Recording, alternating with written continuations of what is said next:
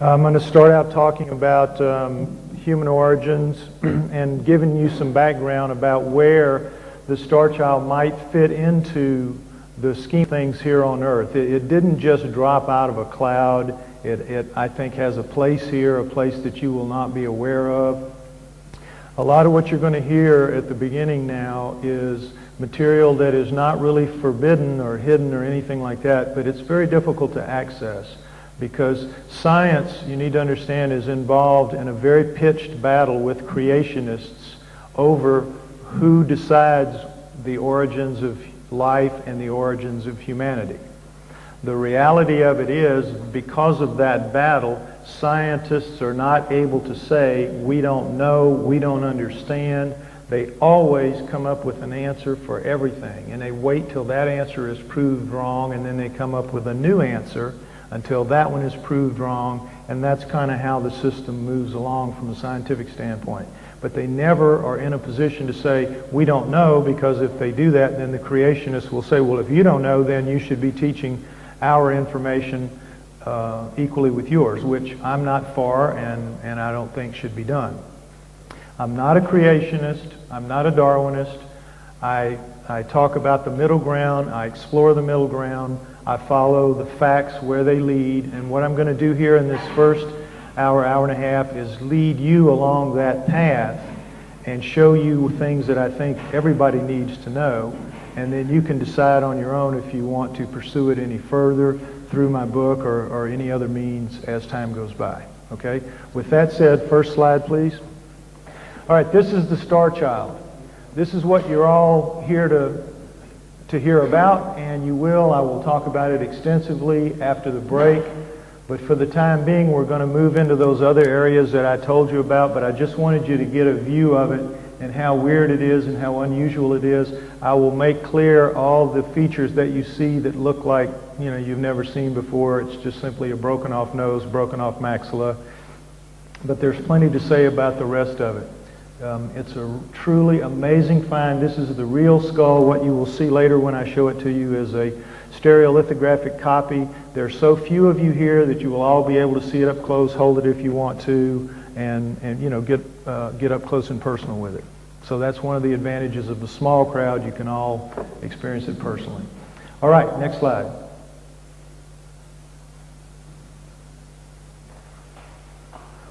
This is the beginning, we are told and we are taught, of life on Earth. And for all intents and purposes, life anywhere. Science says that it has to have created itself out of the natural course of events here on Earth. There can be no outside intervention, whether that be extraterrestrial or divine. Everything happens within the Earth and the Earth's mechanisms as we understand them right now today.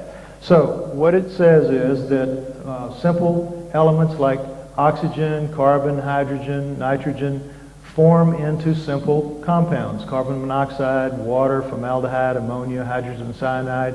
And somehow these things, which are basically they're basically the way things are in the real world, somehow form themselves into much more complex molecules: fatty acids, purines, sugars, nucleotides, and amino acids. Now, the amino acids, I would point out that in the 1950s, there was great celebrating when a scientist used a lot of catalytic elements, putting gases in tubes, putting electrical charges through it, and he got a few amino acids created, and everybody celebrated and said, oh, well, that explains how life came to be.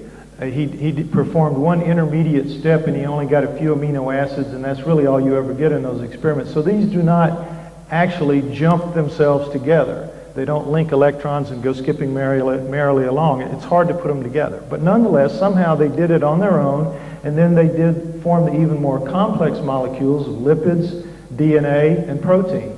Now, forget all that and how difficult that is and really doesn't happen in the real world very easily. These somehow swept together and formed themselves into the first living thing. Now, imagine it. Somehow the lipids form themselves into a double membrane when they will barely clump together on the surface of water in normal circumstances. Somehow these lipids that formed this double membrane understood that they had to gather up within themselves some strands of DNA, which are not going to be found floating around anywhere. And somehow the DNA knew that to create proteins and use them, and this living cell came out knowing how to feed itself, how the membrane knew how to let nutrients seep through, the membrane knew how to let waste go out, the DNA knew how to create energy, and the cell somehow knew how to replicate itself again and again and again ad infinitum. All at once, all really. This is every bit as miraculous as God did it. There really is no difference. It's as miraculous in its own way as just the creation is saying God did it. Neither one of them are right. It didn't happen that way. What are the odds of it? Next slide. The odds are of a tornado sweeping through a junkyard and creating a Boeing 747. It didn't happen. It couldn't happen. It's impossible. And yet here I stand talking to you, and there you sit listening to me. So something happened. Something happens. And whatever it is, I'm sure down the line we're going to find that it has laws that govern it, whatever it is. Understandable rules and regulations. But we're so far removed from that now and removed from an understanding of it that to us it's going to be absolutely supernatural. As we sit here today, whatever that answer is, totally supernatural. But it won't be creationism, and it won't be naturalism or Darwinism or any of that. It's just going to be something else that I don't understand at this point, but neither do they. But they will both tell you that they understand it perfectly, and they don't. Next slide. What we know happened is this. The Earth coalesced out of the primordial cloud of dust and gas around 4.5 billion years ago. For the first billion or so years, it was just seething lava being bombarded by meteors and asteroids. But amazingly, here at around 4 billion years ago, only about half a billion years, life appears. You see those little circles right there? Prokaryotic bacteria. Prokaryotic bacteria. And surprise, surprise, these things are invulnerable. They can live absolutely anywhere, in any kind of environment, and make it. All right? So they appear, as you see, just suddenly at a time when nothing should be there. It's just seething lava and being bombarded all the time, and yet there they survive, no problem, prokaryotic bacteria. Now, what are the prokaryotes? They are single-celled bacteria with no cell nucleus. They're very simple, but they're invulnerable. But they're very complex relative to that first cell that you saw, that first life form, that first whatever it was. It's much more complicated than that, much more complex than that. Furthermore, you would think that one, and only one, would appear if indeed there was a creation, a natural creation of the first life form on Earth, would you not? But no, it turns out in the late 1980s we discovered that there are two, not one, but two prokaryotic bacteria types that appear on Earth at around 4 billion years ago. Apples and oranges come. Not apples, not oranges, both. Now that doesn't make sense in terms of any kind of natural progression.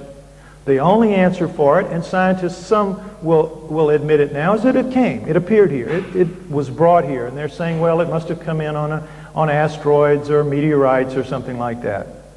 It didn't develop here. There's not enough time, just absolutely not enough time.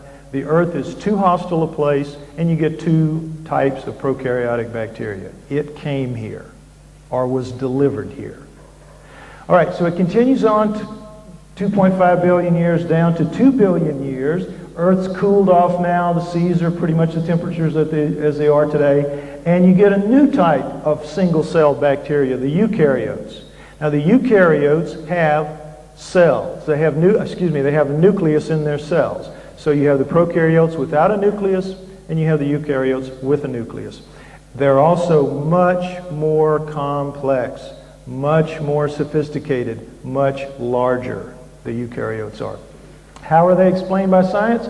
Science says, well, some of these prokaryotes that were large decided to eat some of the ones that were small, and the ones that were small decided to turn themselves into a cell nucleus, and that's how the eukaryotes were made. That didn't happen either. That's just absurd. The eukaryotes appear when the earth seems ready to receive them, because they're more fragile than are the prokaryotes. So they come when the earth is ready for them, and they too seem to be delivered. Just as with the prokaryotes, strata without, strata with, they just appear. They don't develop from anything unless you believe that story about the large prokaryotes eating the small ones. Then we continue down with just prokaryotes and eukaryotes through 1 billion years to around 600 million years ago when something called Ediacaran fauna appears. Now they are the first complex creatures, more than one cell. We don't know what they were to this day. We don't know if they were plant or animal. We really don't know what they were. So they represent them here as seaweeds and kind of jellyfish, but nobody knows what they were. And then suddenly here at around 530 million years ago, you see these two little lines right here, that little space in there, 5 to 10 million years relative to everything else. Just overnight, a blink, you have something called the Cambrian explosion. Now the Cambrian explosion was so unexpected, so improbable, so otherworldly, that really not even Darwinists pretend that it's a Darwinian evolution kind of thing. Again, things just appear. Next slide. And here it is. You have suddenly the seas being filled in that very short period of time with thousands of new plants and animals. In fact, as far as animals go, it was all 26 phyla that we have today appear in that one nuclear level explosion of life on the planet, the Cambrian explosion. And as you see, none of it looks like life on Earth. It looks like creatures from other planets, which they very likely are. The closest thing we have left to anything from the Cambrian explosion on Earth today is horseshoe crabs, and everybody knows how bizarre they look. Cambrian explosion. Next slide. So from there, we have the full panoply of life, of complex life as we know it on Earth. Now, what are we told? How do we told this happens? It goes from the sea worms turning into fish, the fish turning into amphibians, the amphibians turning into reptiles, reptiles turning into mammals and birds, by a process called macroevolution. And what that requires is for gills to turn into lungs, fins to turn into limbs, and scales to turn into skin, and whole body changes, changes in whole body parts. Macroevolution. And Darwinists insist that this happened because, again, it all happens to it has to happen within constraints that are here on the planet and be explained in terms that are understandable to them, to what they understand now. But in reality, that doesn't happen. It just simply doesn't happen that way. Macroevolution is a great idea, except there's no proof for it. There's not a single shred of definitive proof for macroevolution in 140 years of looking really hard for it. Next slide, please. What Darwin saw to come up with that idea was microevolution. Microevolution. Evolution in parts. He saw creatures on the Galapagos Islands. He saw finches, he saw tortoises, he saw others. And on different islands, they had developed different abilities, different physical abilities to go with the niches that they were in. Now, these are not Darwin's finches because the view of change in the beaks of Darwin's finches is fairly subtle. These are honey creepers from Hawaii. Hawaii is 6 million years old. The Galapagos are only 3 million years old, so they've had 3 more million years of evolution, and you see them much clearer, but it's the same principle. You have the ancestral honey creeper that goes out. You have those that feed on nectar and insects, fruit, and seeds. And so all of these birds still digest like honey creepers, still reproduce like honey creepers. They still are honey creepers. This one didn't turn into a gull or a crow or anything like that. They adapted in part, pieces, adapted in pieces, microevolution. This is what Darwin saw, and he said, well, if you can have microevolution in this little period of time, then over the grand span of time, you can have macroevolution. You can have change in whole bodies, and that was the theory. Everybody bought into that because it makes sense. It's logical. If had I been there, I would have bought into that. Most of you would have. But the problem is, Darwin himself said, if you can't find the transitional species that my theory calls for, my theory has to be wrong. And the transitional species are simply not there. Not there. I think if Darwin were standing here today, even though he's a homeboy, he would be willing to stand up and say, yeah, I made a mistake. I did the best I could under the circumstances. It just didn't work out.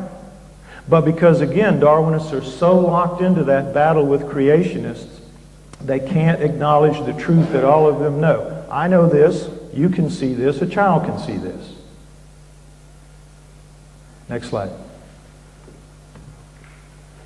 What really happens in the course of life is this, and this is a squeezed down version of the course of life, is that it's dominated by catastrophic events, mass extinctions, 5 of them.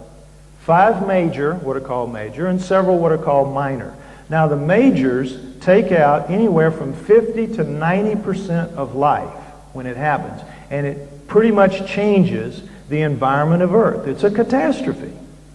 And those that live, but after a period of time, and it generally is from 1,000 to a few million years, suddenly life begins to proliferate again. And it's generally a different kind of life than was here before, adapted to the new environment, whatever it is. Now, if indeed Darwinism worked, gradualism, naturalism, whatever you want to call it, it would be clearest in these periods after the extinction events, when the fossil record, for all intents and purposes, is wiped clean. It should show up, and they can read those fossil records, and what it shows is very clearly that new things just appear. Just appear.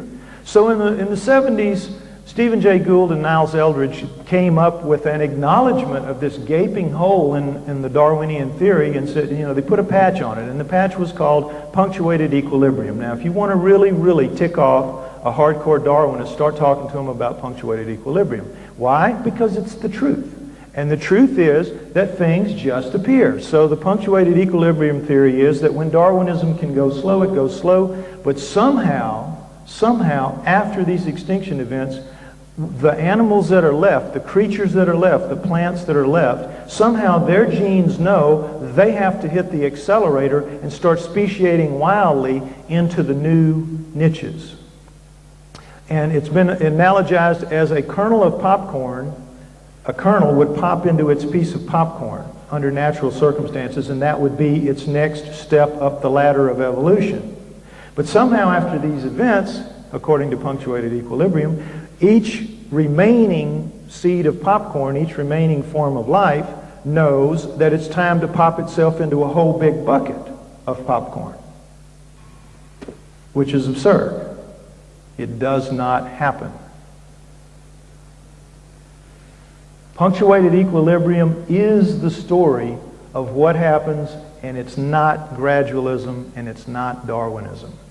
Things just appear here. And they appear all the way back to the prokaryotes, to the eukaryotes, to the Ediacaran fauna, to the Cambrian explosion. Everything appears. It's as if it's brought here. And that's what I contend, that it is brought here.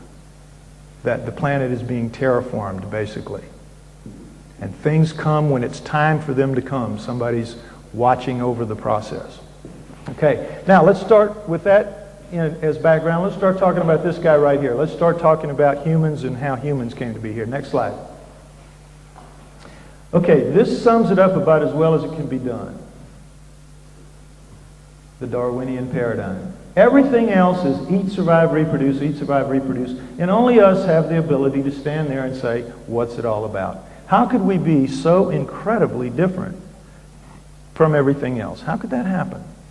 Well, let's start with this guy right here and take off the tail. The cartoonist probably feels like you do that monkeys preceded apes. You feel that way, do you not?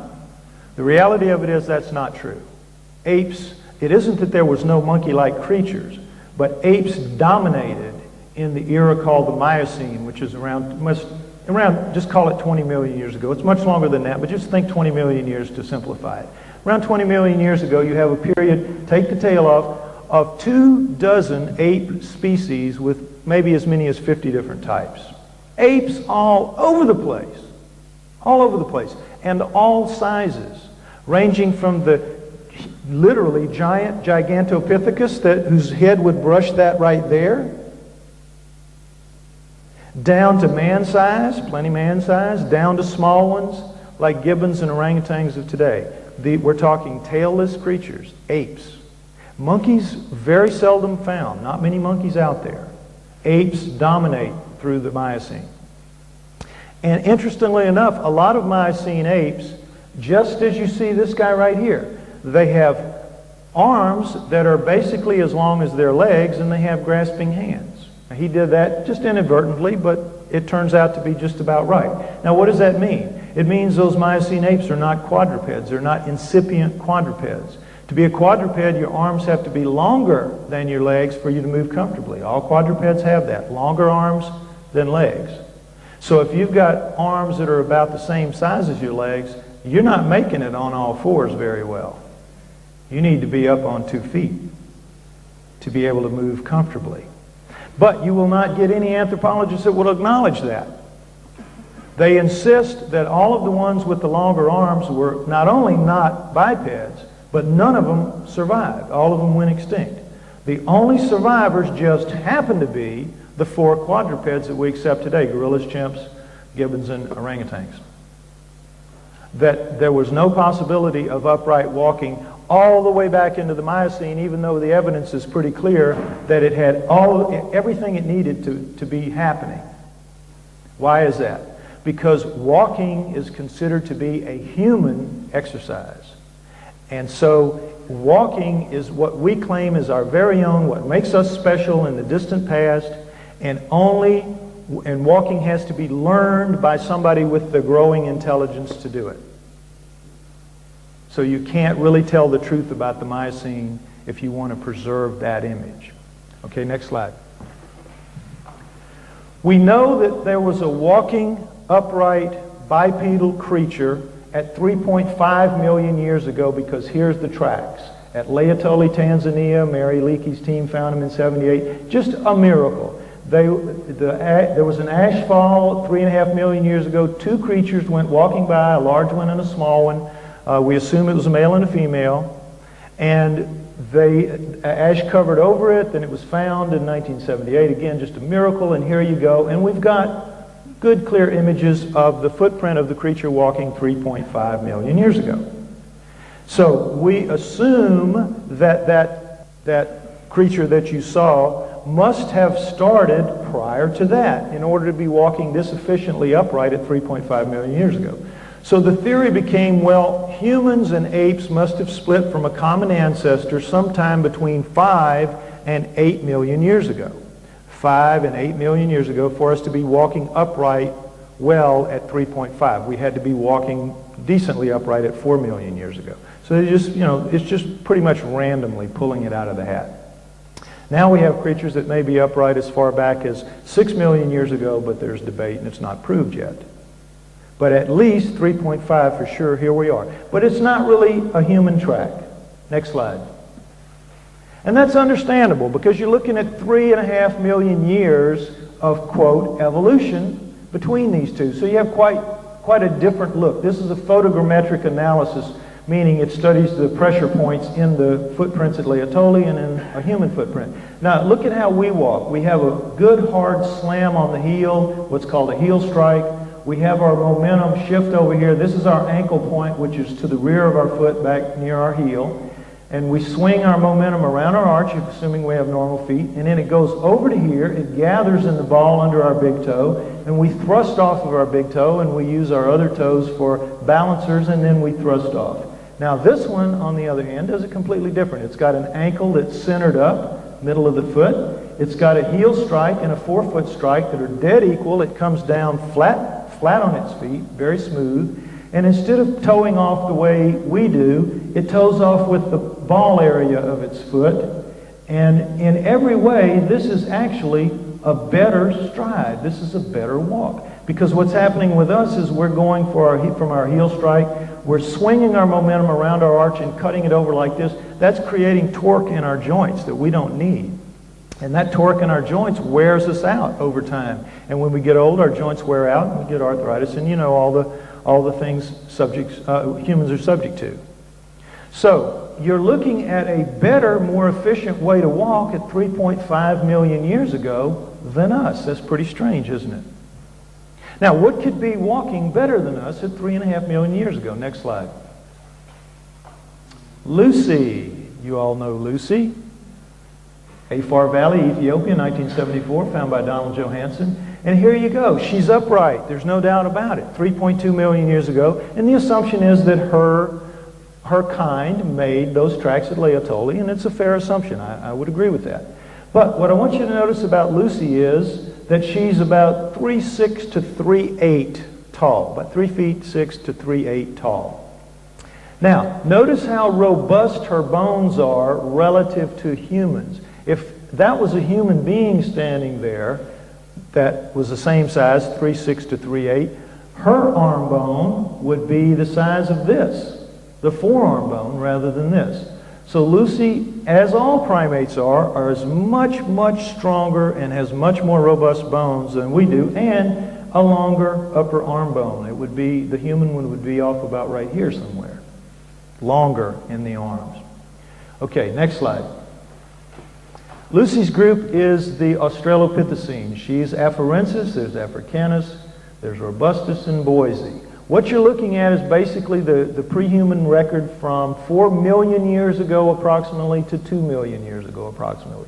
Now, like I said, there are some others that are recent discoveries that could go back as far as 6 million years, but for right now, this is the starting lineup of the Australopithecines.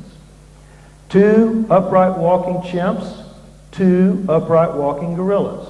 2 upright walking chimps, 2 upright walking gorillas. Now, doesn't it make sense to assume that they might have walked out of the Miocene on those 2 feet? Since they're basically primates, they're chimps and gorillas. They're primates. Ah, but no, it couldn't be because they walk upright. So they have to be pre-humans, which is part of the brainwashing to get everybody to believe that somehow humans are coming out of this dark past that nobody quite seems to understand. Next slide. What you have at 2 million years ago to the present is a transformation here. You go from those chimps and gorillas to something that really does look more man-like. So it's called early Homo. Homo habilis, Homo erectus, Homo archaic, and Neanderthal skullcap. And then us, Cro-Magnon, right here, 120,000 years ago in the fossil record. So we've gone from 4 million years, suddenly some kind of transformation here at the 2 million year mark. And then you have this kind of microevolution in which you get changes in the configurations and some increase in the brains. But basically, they stay the same. They stay the same as they were when they were Australopithecines and got rearranged. They have thick bones, which all of the Australopithecines had, much thicker than ours. They have these thick, heavy brow ridges. They have big, round, night vision eyes. They have wide nasal passages. And they have mouths that stick off their face, both in the upper jaw, maxilla, and the lower jaw. And the lower jaws have no chins. The chins just drop off. With this, you have a completely different reconfiguration. You have a great thinning of the bone, a lightening of the bone. You have great reduction in the brow ridges. You have a forehead. I forgot to mention they don't have foreheads. They just slope back from the brows, but it's hard to see from a front-on view, but they have no forehead. So we have a forehead. We have greatly reduced brow ridges. We have eye sockets that are greatly reduced relative to these and poor night vision. We have little pinched up noses that stick off our face. We have mouths that are squashed in flat. And we have chins that stick out. Exactly the opposite. In every dimension you could ask for, we are completely different than them. And yet, we're told that's a transition just coming right on through here. No big jumps, no transformations anywhere. When indeed, it's obvious to a child that you have a huge transformation here, you have a huge transformation there. Unacknowledged. Okay, next slide. All right, this is an example rather, of the early homos, early man. This is a Homo erectus boy called the Lake Turkana boy, found about 1.5 million years ago he died. And notice, if you will, how incredibly well put together. This is, by the way, the most complete early hominid that we have. And he stood about 5'8" at the age of 12. He's called the Lake Turkana boy because he was a boy. His molars had not erupted, so he's considered to be about 12. He's 5'8". He's going to grow to 6'2", 6'6", whatever when he's going to be big. He's going to be big, and is he going to be strong? Every one of his bones are so robust and thick compared to ours.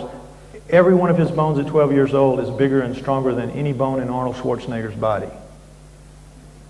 This is a powerful kid. Now, what's that all about? What's Lucy's big bones all about? What's his big bones all about?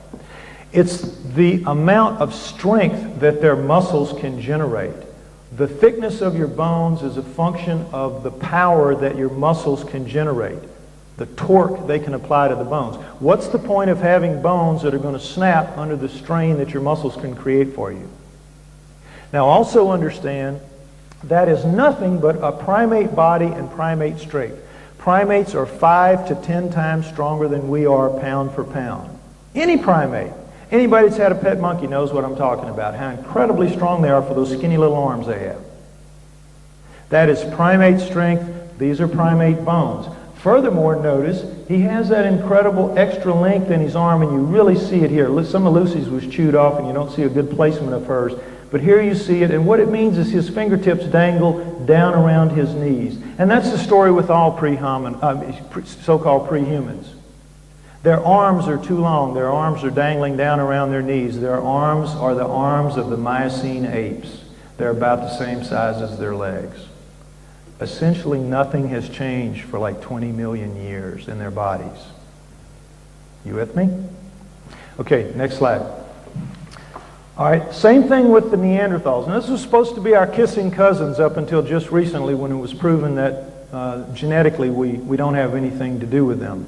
But up until then, these were our kissing cousins. And look at the difference. A fingertip of a Neanderthal and a human, a thigh bone of a Neanderthal and a human. Look at the thickness of the power of the muscle strength that this thing could generate in order to have a bone like that. There's no comparison. How could anybody look at this and think that there's some kind of a link between the two? And now we know that there's not. This is a primate, again, just an upright walking primate through the Neanderthals. We're something different. Next slide. So what we see from this diagram of early humans coming into the humans is the differences. You see that as you see, the arms dangle down around the knees in every case relative to ours. You have these upside down triangle rib cages relative to our nice oval. This is all very primate. Bones are very thick relative to ours. And the heads have the same things that we saw earlier, the lack of a forehead, big round night vision eyes, big wide noses, nasal passages, and mouths that stick off their face, and lacking chins that's sloping back. It's hard to tell. But also, too, you see the extra length in the neck. Their heads are kind of tucked down in their bodies like this. They are not built the way we are. They're built like primates. See, chimp heads and gorilla heads. All of them have primate bodies. The only thing is they're walking upright. So science has to call them pre-human because they can't call them post-Miocene apes. They have to connect them with humanity. Why? Because it doesn't leave us any place on the flowchart of life on Earth if they don't. So they're desperate to always link any pre-human to humans. And there's really no fair link to make. Next slide. Okay, so what are we looking at here? We're looking at a lie. We're looking at a lie, basically. That the lie is that this is a transition that's very smooth and it leads to us. Well, the truth of it is there's not a single human bone in the so-called pre-human fossil record. Not a single human bone in the pre-human fossil record. And if you really pin down anthropologists, you know what? They'll agree with that.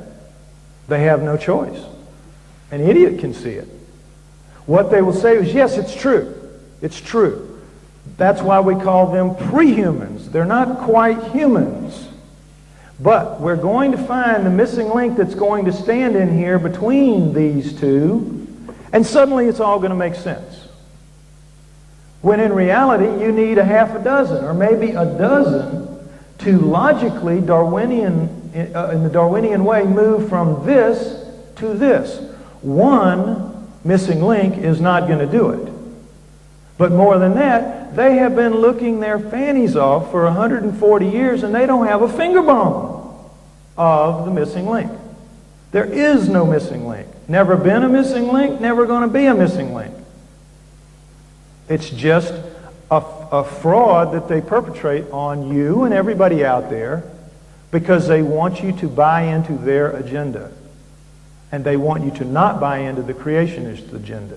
And frankly, I don't want you to buy into the creationist agenda either. I just want you to open up your minds and start exploring the middle ground, because there is an answer in the middle ground. Now let's talk for a minute about what happened to these creatures. We're told that they all went extinct, and that those that didn't want to go extinct, we killed them all. Now, is that possible? Yes, it is. We are pack animals. We are wolves with spears. We could kill them, and we did kill them. We did some serious killing of those folks, but we didn't kill them all. We couldn't kill them all. They were everywhere. It was their planet. They'd been here since the Miocene, 20 million years, every nook and cranny. We couldn't kill them all. But we killed enough of them for the survivors to get the idea that we got to go where these cats don't move. And that would be the thick forests and jungles of the world. The thick forests and jungles of the world where we don't live. We think we do. We think we live everywhere. We think we're masters of all we survey. The truth is, we do not survey all we claim to be masters of. I don't know the situation here in England, but I can tell you for sure that in the United States, fully 25% of the United States, 25%, has never once been foot surveyed. Why? Can't get in there and do it. Too thick, too hard, too difficult. That's where these other creatures could have gone. Very easily could have gone. And if they did, they would stop making fossils. It's obvious that they lived in the areas, in the prime areas of the earth, because that's where you make fossils. Now, making a fossil is a very hard thing to do. You have to die at the water hole, you have to be killed, and then before the predator that kills you at the water hole can consume you, a herd of something like water buffalo or wildebeest or whatever comes along, scares the predator off, and stomps your body down into the mud. And then you will rot, and then your minerals will seep into your bones, and you'll turn into a fossil. Or you can be caught in a flash flood and be rolled up in a wad of mud, and the same thing happens. It's very, very rare circumstances that are going to make a fossil. Understand that. Generally, when you die, you're totally consumed by scavengers, and your bones are consumed by bacteria and molds in a matter of a few weeks to a few months. If Mother Nature did not clean her plate completely, we would step out of this hall and be looking at 1,000 feet high piles of bones all around us. So understand that. Making fossils is rare. Making fossils in deep forests and jungles doesn't happen. Why? Because you don't die at the water hole. You're getting all the material that you need, all the liquid you need from the environment around you. When you die in a jungle or a deep forest, you are consumed. Mother Nature does clean her plate. There's no way for you to be fossilized. Most people are not aware of it, but to this day there is not a single fossilized bone of a chimpanzee. And that we know they've been here for millions of years. Not a single fossilized bone of a chimpanzee. And the few that we have of other primates are very debatable that live in those environments.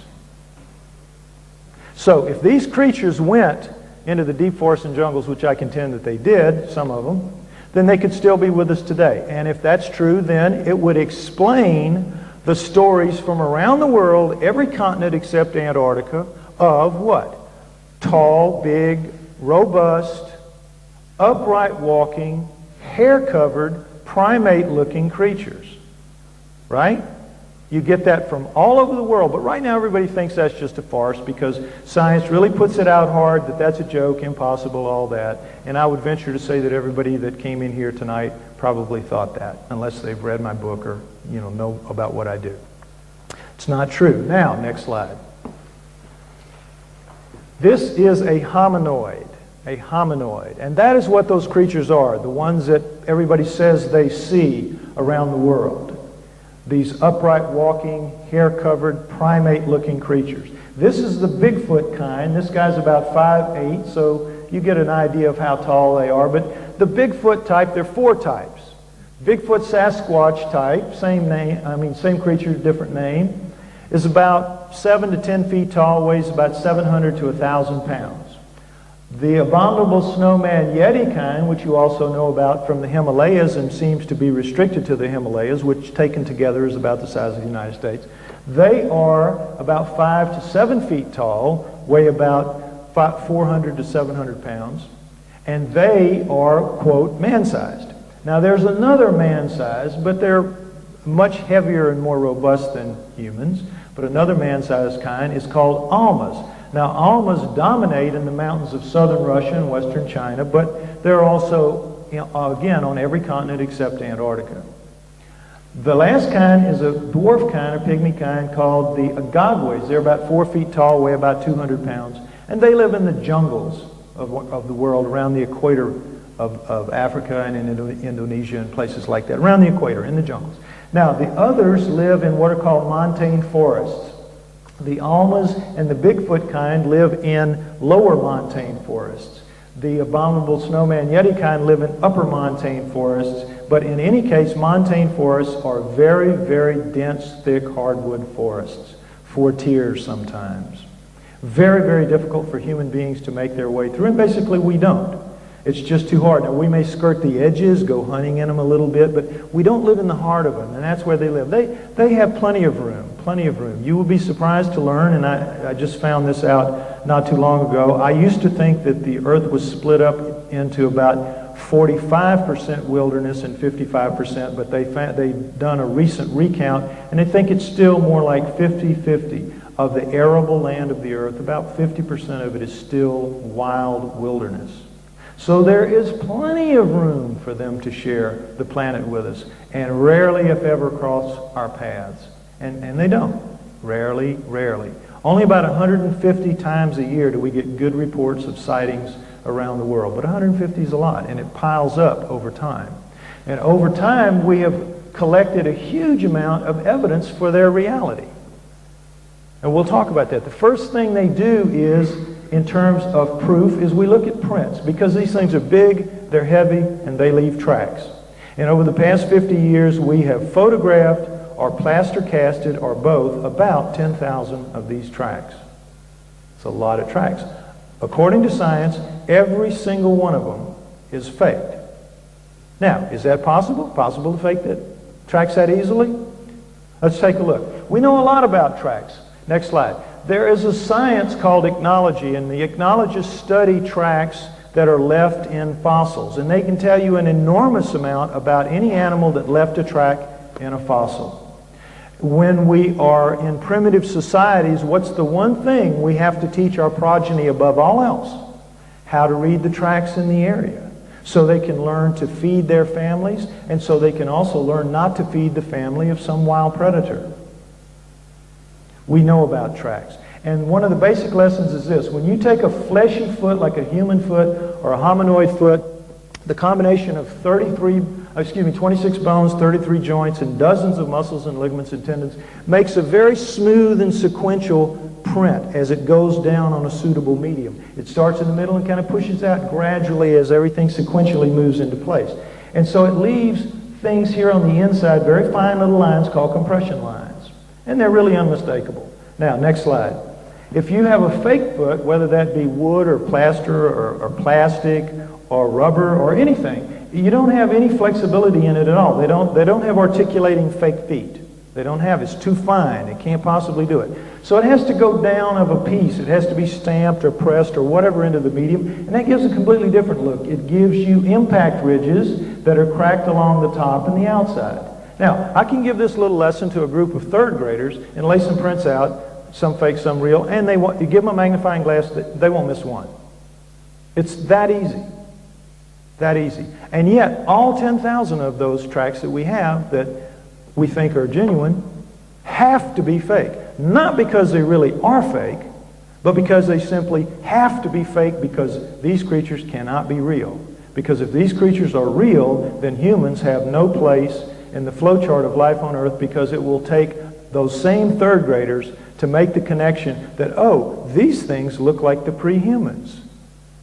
Where are the humans? Where did the humans fit in? And that's what science, our religion, doesn't want to deal with.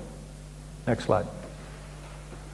Okay, this is a human foot again, and you saw it with the Laetoli print, but I just want to put it back in your mind. This is how we walk. Heavy heel strike, swinging the momentum up around the arch, over into the ball of the foot, thrusting out of the big toe and the other toes. You remember that picture. Just keep it in mind. Next shot. Now we're going to look at a Bigfoot track. Okay, now look at the difference. We have this extended heel backwards. We have the ankle right here in the middle, middled up, just like in the Laetoli track, if you recall. We have the forefoot shortened and widened greatly. We have the toes sort of the same shape and acting in concert rather than the way ours works with the big toe. These are all working together, and the thrust-off point, if there is one, is right here. Notice, though, how smoothly the whole foot goes down, just like the Laetoli track, heel and ball hitting at the same time. And notice, too, if you would, the line of motion is right straight. It's just straight. This is as efficient and as good a walk as the Laetoli creature had. Much better than ours. No torque through the joints here. No heel strike, no toe off. Nice smooth lay down, nice smooth lay down. Walking better than we do. All right, next slide. Here we see another comparison of a human foot and a Bigfoot foot, just to again give you a sense of how incredibly different they are. Next slide.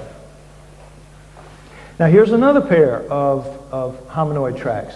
And notice these were found together, so again we assume, just like with Laetoli, it's a male and a female. But in every other way, it's just like the other ones that you saw. It's clearly a hominoid track, is it not? I mean, it looks just like the others. Furthermore, this one looks exactly like the one from Laetoli 3.5 million years ago. I mean, keep this toe image in your mind. 3.5 million years ago, Laetoli, and it's all the same, clearly hominoid, but guess what it is? Neanderthal. Neanderthal tracks taken out of a cave in Toriano, Italy, 30,000 years ago, out of the clay in the floor of the cave, and that's why it looks so gunky like this, because it was taken out of clay. But these are, without any question, Neanderthal tracks, Neanderthal artifacts found all around it. Nobody calls this anything but Neanderthal. And it's clearly, not only is it clearly hominoid, this one again goes all the way back to Laetoli. Next slide. Let's look and see. See? Same thing. No change. 3.5 million years to 30,000 years ago. The hominoids are the pre-humans. And they go back to the Miocene. There really is no place for humans in the flowchart of life on Earth. There really isn't. And the facts are there. But more importantly, if you doubt the track, if you think somehow I'm shaving it with the track, check this. The thing we do have to prove it is the feet of Neanderthal. We have no other whole feet of any pre-humans, but we do have the feet of a Neanderthal. Next slide. Check this out. Neanderthal, human, Neanderthal. Look at the difference. Now this is the same bones. It's just like the skulls. It's the same bones, but reconfigured and reconstituted into a completely different functioning outfit. Look at this little nub of a heel we have compared to this. Look at this little bump of an ankle bone we have compared to this big thing, and it's forward and centered. Now notice too that their foot is swinging out around all of that. So it's got a much thicker, heavier, padded foot than we have. It's a foot designed to be out in nature, unshod for a lifetime, compared to our little foot, which is not built that way. Look at the difference in our big toe and our little toes. Look at the comparison here, how similar they are to each other. They're working together. Look at the width of the forefoot. Look at how ours is stretched out and pinched off. You can see the bow in our foot, the bend. We're off balance. You can see it. Whereas look at this guy, how solid that's put together. This is better than this. If we had it to do over, we need a redesign in the feet. We need a redesign in a bunch of places, but starting with our feet. I don't know about you, but I find this fascinating for me. The panda, oh yes, of course, great story. Hominoids. What we say to ourselves is, why don't we go out and get one? If they're out there the way I'm saying they are, why don't we go out and get one? Should be easy, they should be out there. The panda was the hominoid of the 1800s. Scientists would get these rumors of a black and white bear that ate bamboo coming out of China, and they said, forget about it. Bears are carnivores, and that's that. Can't possibly be true. And then in 1869, one was captured and killed. And so they knew they were real. So starting in 1870, every zoo and museum in the world that was big and had money sent teams into Sichuan province, China, which is about, I guess, the size of France, into the bamboo forests of the mountainous, rugged terrain to get the next panda. Now, how long would you think that took them? I mean, this is back when people really knew how to make their way in the woods. How long do you think to get the next panda? 60 years. 60 years. Now, it sounds like an exaggeration, a gross exaggeration, and it is. They really only looked about 30 years, and they said, well, they must be extinct now. And then 30 years later, Teddy Roosevelt's sons, our President Teddy Roosevelt's sons, were in there doing some hunting, and they killed one. So then over the next 20 years, they pulled out about a half a dozen and created the panda craze that we know. To this day, it's extremely difficult to go into the bamboo forests of Sichuan and pull out a wild panda. Now, why is that? What do they do? How clever are they? Well, really, they're not. They're big, as you see. You know what a panda looks like. They're black and white. They're very much stand out against the green background that they live in. They're very slow-moving. They eat a very restricted diet. They live in the daytime. They're stupid as a bag of hammers. Anybody could sneak up on one if they were within the neighborhood. The problem is with us. We can't make it where they live. Again, we think we can just go anywhere we want. We can't. We can't. There are whole vast stretches of earth we never go into that have never had a human foot on them. But we don't like to accept that because we like to just think that we're masters of everything. The panda shows that there's plenty of room for creatures that are big, fast, mobile, live mostly at night, eat anything, and in their environment will hear better than us, see better than us, smell better than us, and no doubt in their environment think better than us. We're not just going to mount up and go get one. We're going to see them only by accident, and that's how it happens. But it does happen, and it has happened. Let's go over just some of the best evidence real quick. Next slide. I'm not going to go into the detail of these stories. It's all in my book. I urge you to get the book if you can. It's really a good book. I think one of the best in the field, and it sounds egotistical to say that, but I think you'll really be pleased with it if you do get it. But it will cover all these issues that I'm going to go over quickly in thorough detail. This is a famous Patterson film. You've all seen this. Science goes so far over backwards to try to discredit this film, but in actuality, she walks the way she should walk to have that footprint that she laid down. Her arms, you can see looking at them, they're much longer than a human's arms, especially from the shoulder to the elbow. Her breasts sway perfectly the way living flesh would move. In 1967, it would have been impossible to create that. This is a real, true story. Again, you can read about it. Was not a fake. Next slide. This is the famous Minnesota Iceman, another killed hominoid. Shot it in the back, blew this nice big hole in its chest. The guy that killed it threw it in a 7-foot ice freezer and drove it around to fairs and malls in the States from the late 60s to about 1980. I saw it as a young man several times, and I can tell you for sure this was the real deal. Again, science goes to great lengths to try to discredit this, but the reality of it is if you read in my book, this was absolutely 100% genuine. Next slide. Now, this is a guy named Albert Ostman talking to a reporter here. This guy, as a young man, was captured by a family of big feet, and they generally, hominoids do live in groups, family groups, and sometimes a little larger groups, but mostly family groups. It was a male, a female, and 2 juvenile offspring. And they held him captive for 6 days before he escaped. He didn't tell his story for 33 years. But when he did, as an old man, He heard that finally that somebody else had seen one of these things, and he came out of the woodwork and told his story. Great detail. He was grilled by the best. He took several lie detector tests, and nobody denies that this guy was telling the truth, and he knew details about them that nobody else did. Another true story, a fascinating full story done up in my book. Next slide. This is Zana, perhaps the most interesting one of all. Zana was from Russia. She was an Alma, living Neanderthal. The Almas are living Neanderthals. Now, she was captured in 1850 and taken to a village called Tikhina, and she lived there for 40 years. In the 1960s, Russian Bigfoot experts began, and they take it, by the way, Russia and China, much more serious than we do. They know. They've had hundreds of years of stories about them, so they know they're real, and they do very serious research on it. And they did very serious research on her case, and what they found was that she died in 1890. So as they were doing the research in the mid-1960s, there were still over 100 people alive in the area where she lived that had known her when they were young. And so they were able to get tremendous corroborative details about her and her children. Because she was a slave of the village to do the grunt work. She was so strong, make her do the fetching of the wood and fetching of the water and siphoning the hay and carrying the hay. And she was just the village slave. But she was also the village sex object for the men.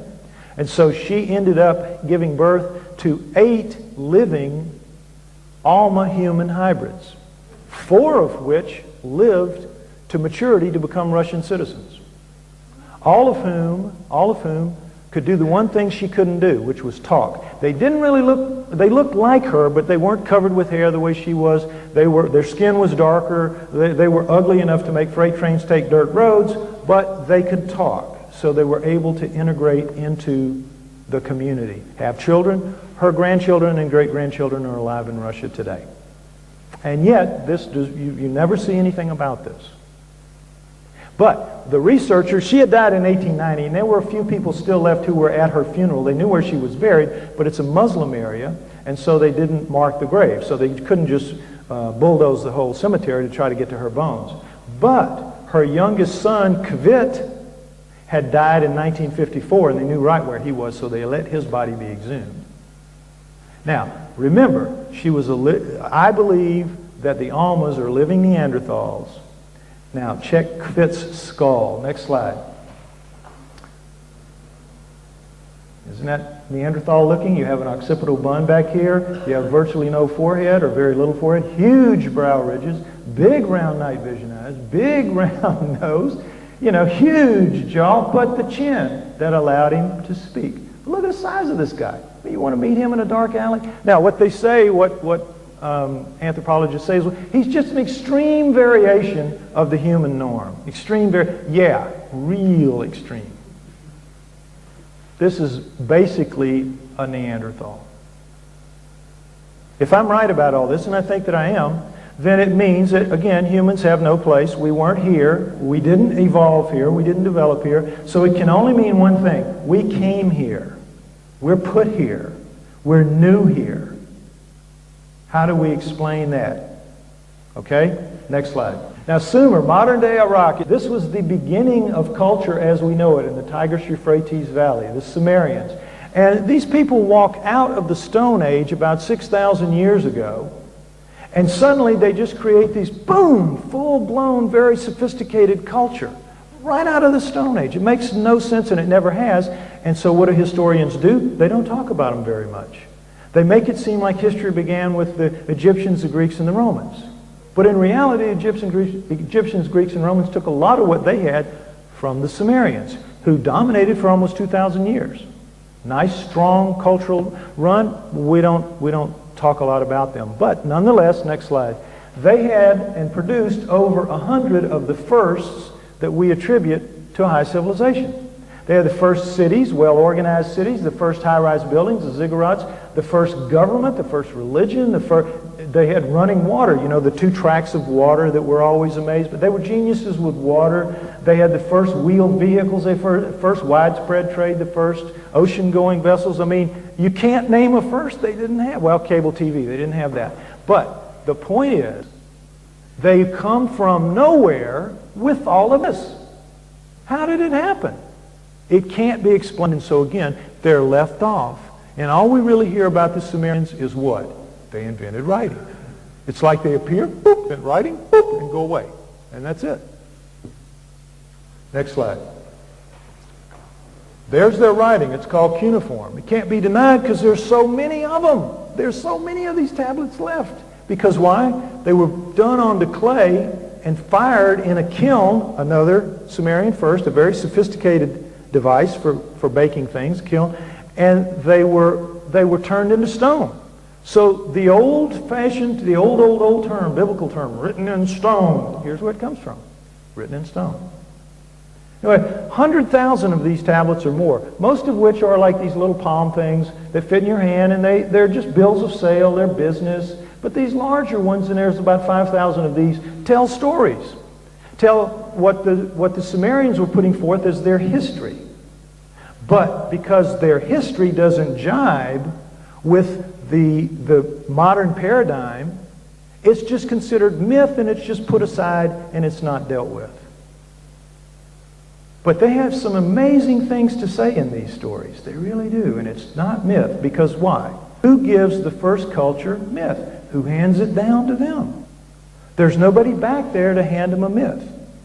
It's got to be history. Got to be. Next slide. Here's something else they would create. Instead of those tablets, they would create what are called cylinder seals. We've got, again, thousands of these.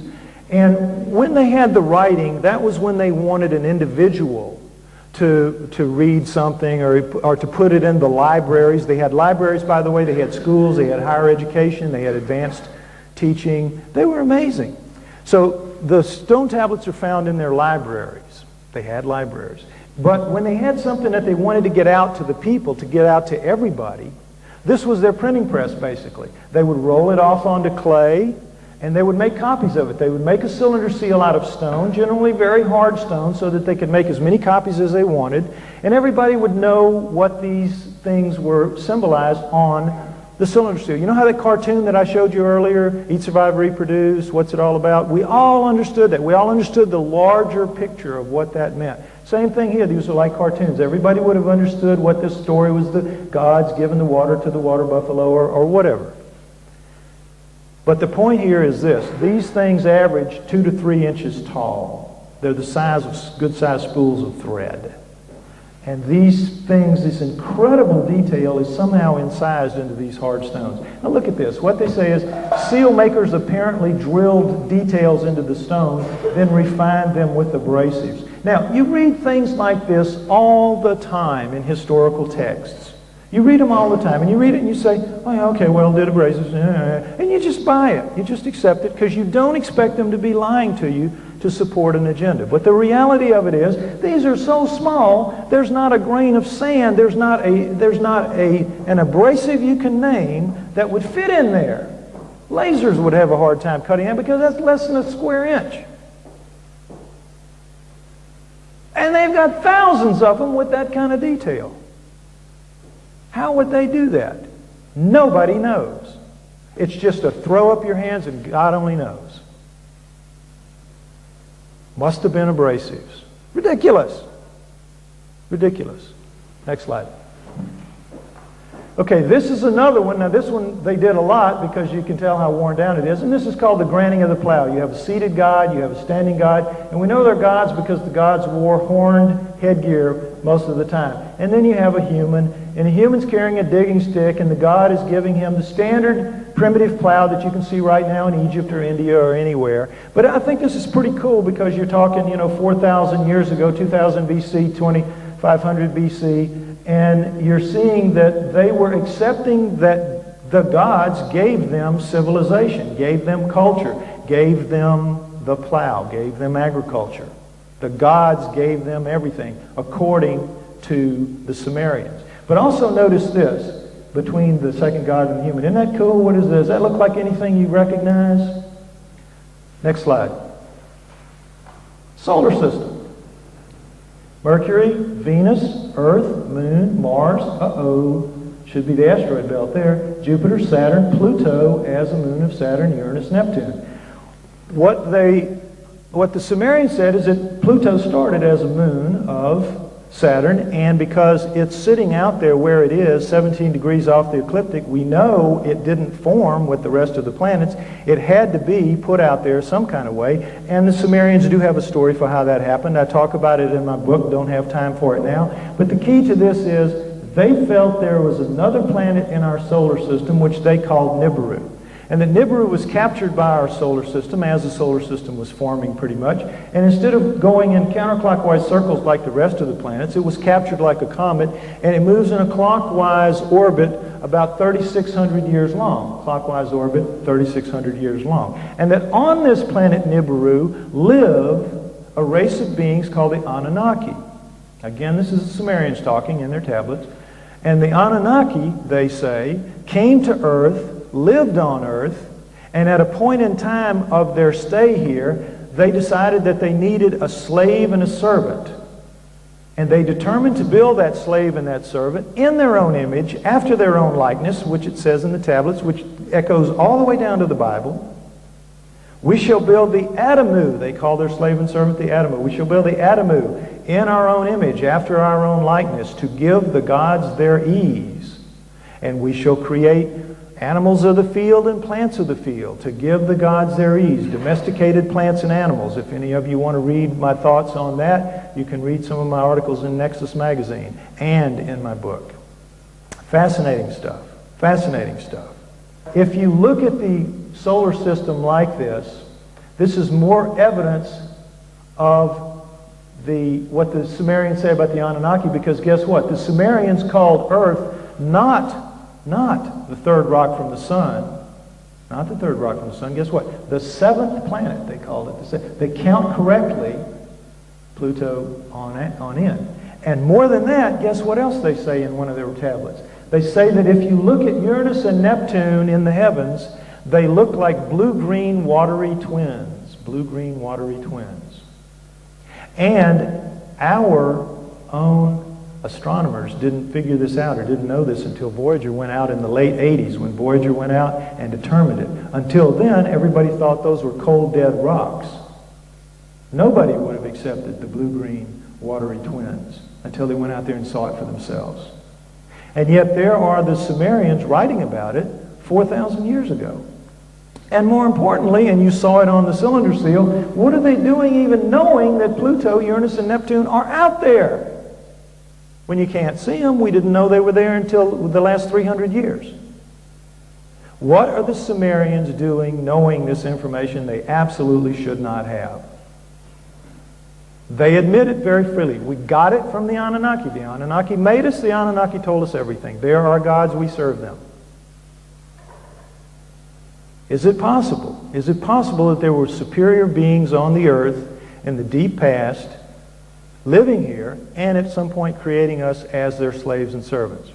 Well, there's certainly evidence that they were here, and it's all around us. Next slide. You got some of it here in the neighborhood. Megalithic stones from anywhere in the world. These are only 50 tons. These are pretty light. But you will notice that science focuses on one thing when they try to discuss megalithic stones and how they might come to be. How did the primitive people move them there? How did they set them up? How did they move them there? And that is not the issue. They do that to get you to look away from the real issue, which is, how did they cut them out? How did they cut them out? Not how did they... Moving them's hard enough, but cutting them out is impossible. Because why? We can't do it today. Next slide. This is the classic. This is an ancient 1,170, what you were just looking at was 50, 1,170 ton obelisk lies unfinished at the Aswan Quarry. A crack rendered the stone unusable. Now, this thing's about, what, 130 feet long, about 40, 50 feet wide, whatever, 30 feet, it doesn't matter. It's huge. You ever been there? You ever seen it? Anybody? It sits in a hole about 15 feet deep. This is it. The guy taking the pictures, it's in a hole. It's got just those little edges where they worked it, but they've got it pretty much done. They're working on the spire here. This is the mark of a machine. Now, what they say is that this is, of course, done with stone. That Stonehenge was done with stone. Everything was cut with stone. This is pink granite. One of the hardest stones in the world. Those blue stones at Stonehenge, aren't they the hardest stones in the world? How do you cut stone on stone when you're working with some of the hardest stones there are. And you polish them to a high sheen. Look at some of the obelisks that they finished. How big and beautiful they are. How were they doing that? What abrasives were they using on those? It's incredible. So they're working on this one, and this is not a little stone axe chopping it out. This is some kind of the equivalent of a big belt sander taking out chunks of pink granite the size of the seat that you're sitting on. And they were pressing right here with the belt sander, taking this out, shaping the point, and oh, they pressed too hard and they cracked it. And they unbuckled that machine and they just went away and they left it for us to marvel at. But now, let's think about it a minute. What's the real problem here? It's not cutting it here and shaping it. It's that final cut through the bottom to get it up. How could they do that? We could not today, we do not have a saw blade today that could pass through that, under that, because the weight of the stone would absolutely freeze it as soon as it got up under it. It could not be done. Impossible. So no primitive people, but it's just like saying somehow they did it with abrasives. Somehow they did it. Somehow. They didn't do it. That's the key. They didn't do it. The gods did this. The Anunnaki did this. No other way. All right? Now, let's talk for a minute about the possibility that they created us. If the Sumerians are correct about that they were at least here, and clearly leaving their fingerprint all over the place with these megalithic stones, some of which are much bigger than this. You got 2,000 tonners in Baalbek and Tiwanaku. So then it stands to reason that they could be right about them creating us. Does it not? Let's look at that possibility. Next slide. We found in the late 1980s that we could look at our mitochondrial DNA of our females and determine where we originated in time as a species, because the mitochondria mutates at a certain rate. So geneticists said at the time, well, let's take the mitochondrial DNA of a large example of women around the world and see if humans began to split from that ape ancestor closer to 8 million years ago or closer to 5 million years ago, which was the gospel among scientists when this project got underway. And the mitochondria, you need to understand, is not in the nucleus. And this relates to the star child because we're looking at the same thing, but it's outside the nucleus. And so it only passes down through females because sperm are too small to pass it on. So your mitochondria goes down through females. So we said, okay, we'll look at the female mitochondria and we'll see if it's closer to 8 million years, closer to 5 million years. When the answer came in, everybody was flabbergasted. Because it's not 8 million years, not 5 million years. It's only about 200,000 years. 200,000 years beyond that, we don't seem to exist as a species. Now, not only did this work indicate how old the oldest humans were, they indicated where they came from. They said they came from southern Africa. And guess what? When this work came in, next slide please, guess what? The oldest women were from southern Africa. And boy, do you think Newsweek had to swallow hard before they put this cover on to go down into the deep south in my part of the country of the United States. To say Adam and Eve were black, are you kidding me? In the south? So they made them look as white as they possibly could, which of course annoyed the heck out of the blacks. So in trying to have it both ways, Newsweek caught it coming and going, but they told the truth because it's clear. The oldest female humans come from southern Africa, just where the Sumerians claim we started. Pretty odd coincidence, isn't it? Next slide.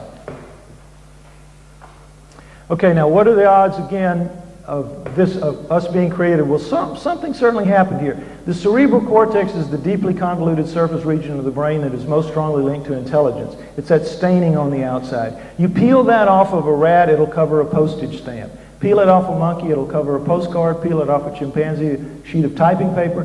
Peel it off of us, 4 sheets of typing paper. Something clearly happened here. This is not a transition of any kind. This is a transformation. More than that, we only use maybe a half sheet, maybe a sheet of what we have. These guys use all theirs, but we're different. We have a completely different wiring system. And we only use a part of it. Now, you get a lot of argument about this now because nobody wants to really deal with this from the scientific end of things. But the truth of it is, there's been enough research done on savants. Used to be called idiot savants. They're called savants now. You all remember Dustin Hoffman and Rain Man. There are over 100 of those folks.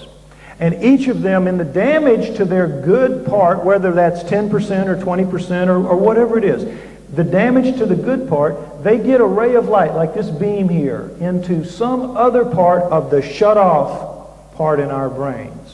Why? Because the Anunnaki would not have made their slave and their servant be anywhere near as smart as them. But they had to give us their bodies.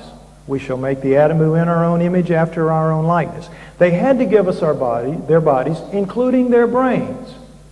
But they had to do something to shut it off so we would not be as smart as them. So they gave us only partial use, just enough to be smart enough so that they could tell us what they wanted us to do and depend on us to go off and do it, like good slaves and servants. But never to be smart enough to challenge them.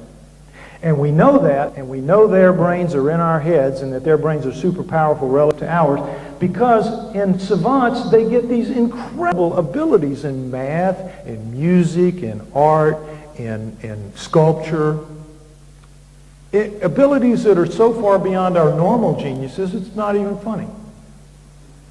So if there was only one of them, it would be a freak of nature. But you're looking at 100 and it's always the same thing. They get a little tear into, a little vision into what's blocked off in my brain and your brain and every normal person's brain.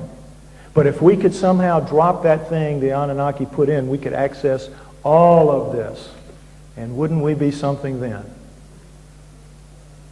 Wouldn't we be something then? Okay, next slide. Let's talk about how they did it. They did it with genetic engineering in the House of Fashioning, according to the Sumerians. In the House of Fashioning, where they created not us, but the domesticated plants and animals. And they go over the process, and it's very long and it's very detailed, and they make a lot of mistakes. It's not easy for them to make a sentient being. We'll work on fruit flies and we do okay. Try to make something like us, Dolly the clone, we saw all the trouble that they had with that. It's not that easy to make a real complex, complicated sentient being. Made a lot of mistakes, had a lot of false alarms, but they eventually did it. And they did it just the way we do it with genetic engineering. You use chemicals to cut in here and you can move this out, and you can move anything in and it will work. You can move plant into animal, animal into plant, fish into fowl. It does not matter because everything at this level is the same. Same 4 base pairs, same 20 amino acids. It's like Legos. It's like interchangeable. It's so amazing because it's as if it was designed this way to be easy for somebody who really knows what they're doing to just mix and match and make anything they want at any time they want. And when you go back and look at the history of life on Earth, when things just appear when they need to appear and the right stuff comes here, it's almost as if somebody's out there saying, okay, well, let's see what'll work here. There it is. It's just that easy. Isn't it amazing?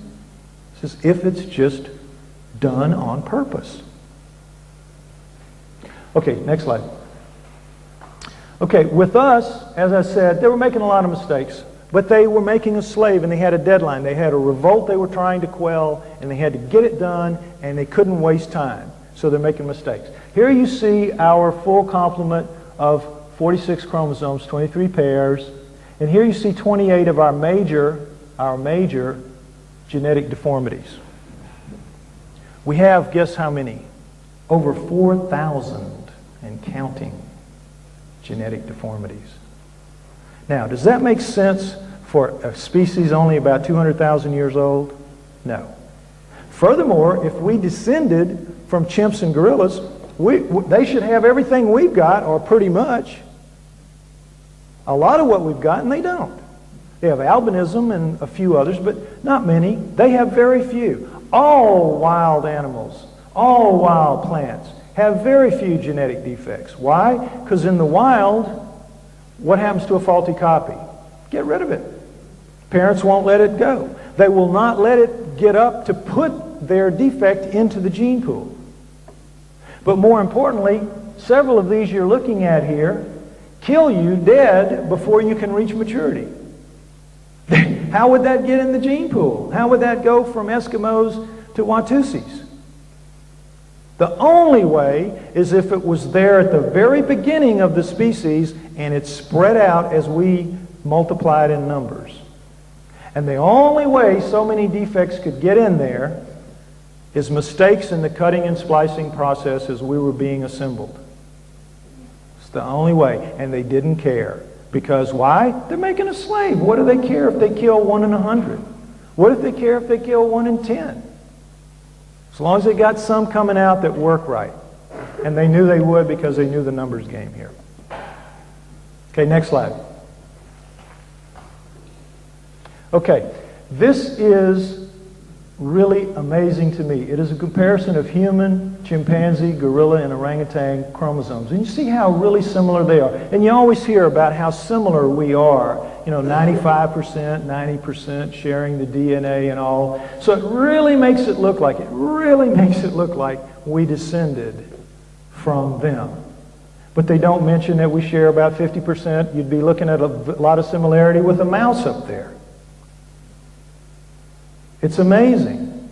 It's amazing how you can be fooled by these things. But let's talk for a minute about what the Anunnaki were up against when they wanted to create us. When they wanted to create a creature in their own image after their own likeness. And they said, well, okay, we're not really well adapted to Earth.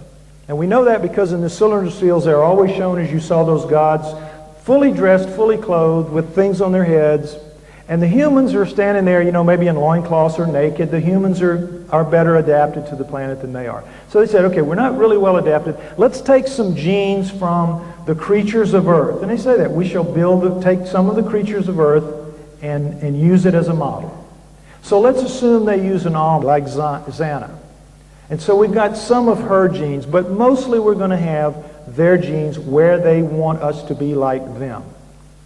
But they've got a problem, and it's a big one, because they themselves must have 46 chromosomes. Why? Because we, among primates, alone among primates, have 46 chromosomes. And so when they start with the Alma, they've got a creature with 48 chromosomes because all the primates on Earth have 48 chromosomes. So you got 48 chromosomes here, and you're the Anunnaki, and you got 46. How are you going to put this together? How are you going to make a living zygote to begin the process of manipulating? How are you going to do that? You've either got to do one of two things. With the sperm and the egg, you're going to be looking at a 24-23 mismatch in chromosomes. How are you going to make that? You're not. You've got to add a chromosome to the 23 or take away a chromosome from the 24, which would be the creature of Earth, or add a chromosome to your own self, neither of which will work because you won't have the same creature, and it's just too much DNA to fool with. You can't do it. There's only one way to solve this problem. You have to take the 48 chromosome, the one with the 48 chromosomes, and you have to fuse two of them together so that they only take up one space.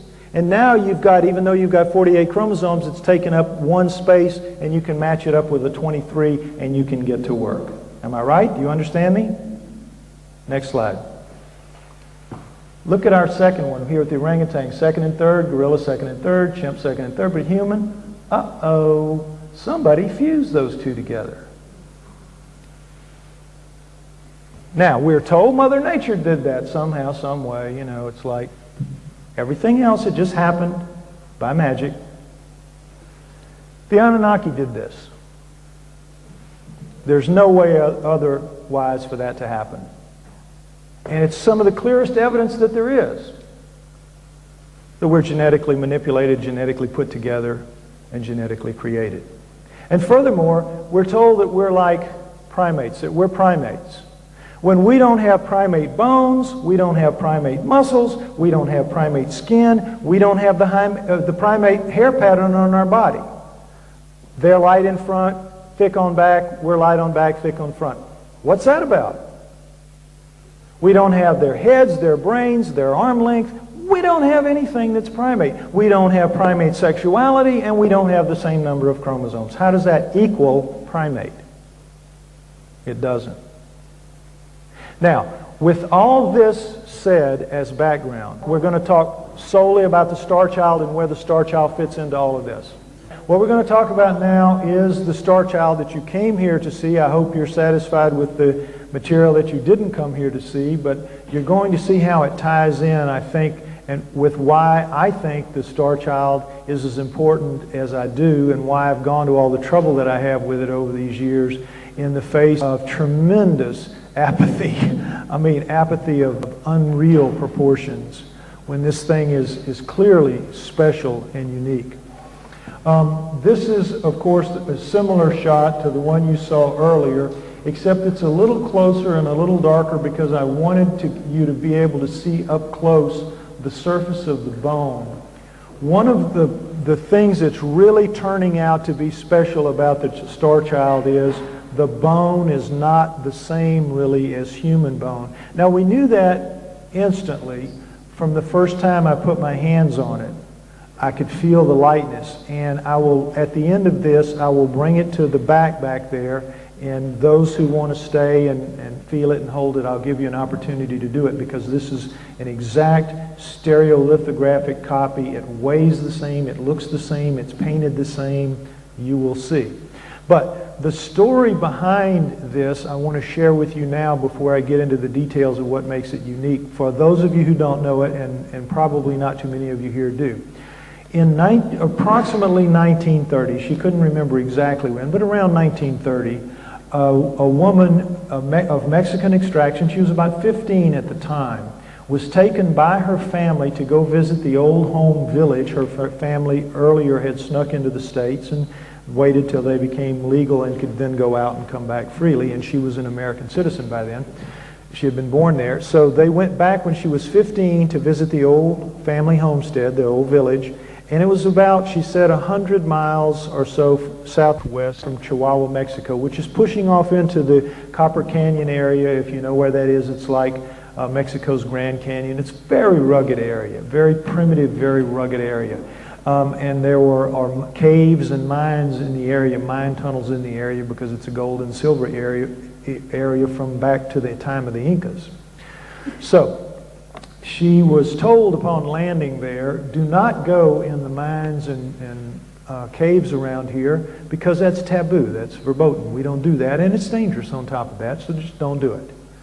So needless to say, American teenager, tell them what not to do. She immediately snuck off as soon as she could and went into a mine tunnel where she says she saw a skeleton lying on its back. Being an intrepid young girl, she got up close enough to see that not only was it a skeleton lying on its back, but there was what she called a misshapen hand coming up out of the dirt beside it, and that misshapen hand was wrapped around the upper arm bone.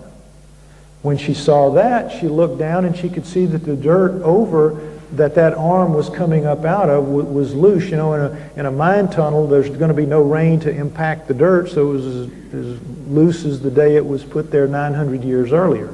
We later found out that it was 900 years old. We carbon dated it. So it had been laying there for 900 years. So she dug out that loose dirt and she found what she called a smaller, misshapen body. And that's the only word we have, misshapen body, to go with the misshapen hand. Now, if you judge how misshapen the skull is, it was probably a fairly misshapen body, smaller. Now, the human one that we're looking at, and if you know native Mexicans from that area and that era, they're about 5 feet tall. They're much smaller than, you know, average people today. So if that was about a 5 foot tall woman, human, and we know it was a woman because we had a DNA test done on it, so it was a woman. If that woman was around 5 feet tall and this Star Child was substantially smaller, it was in the 4 foot range, we would imagine, or maybe a little less.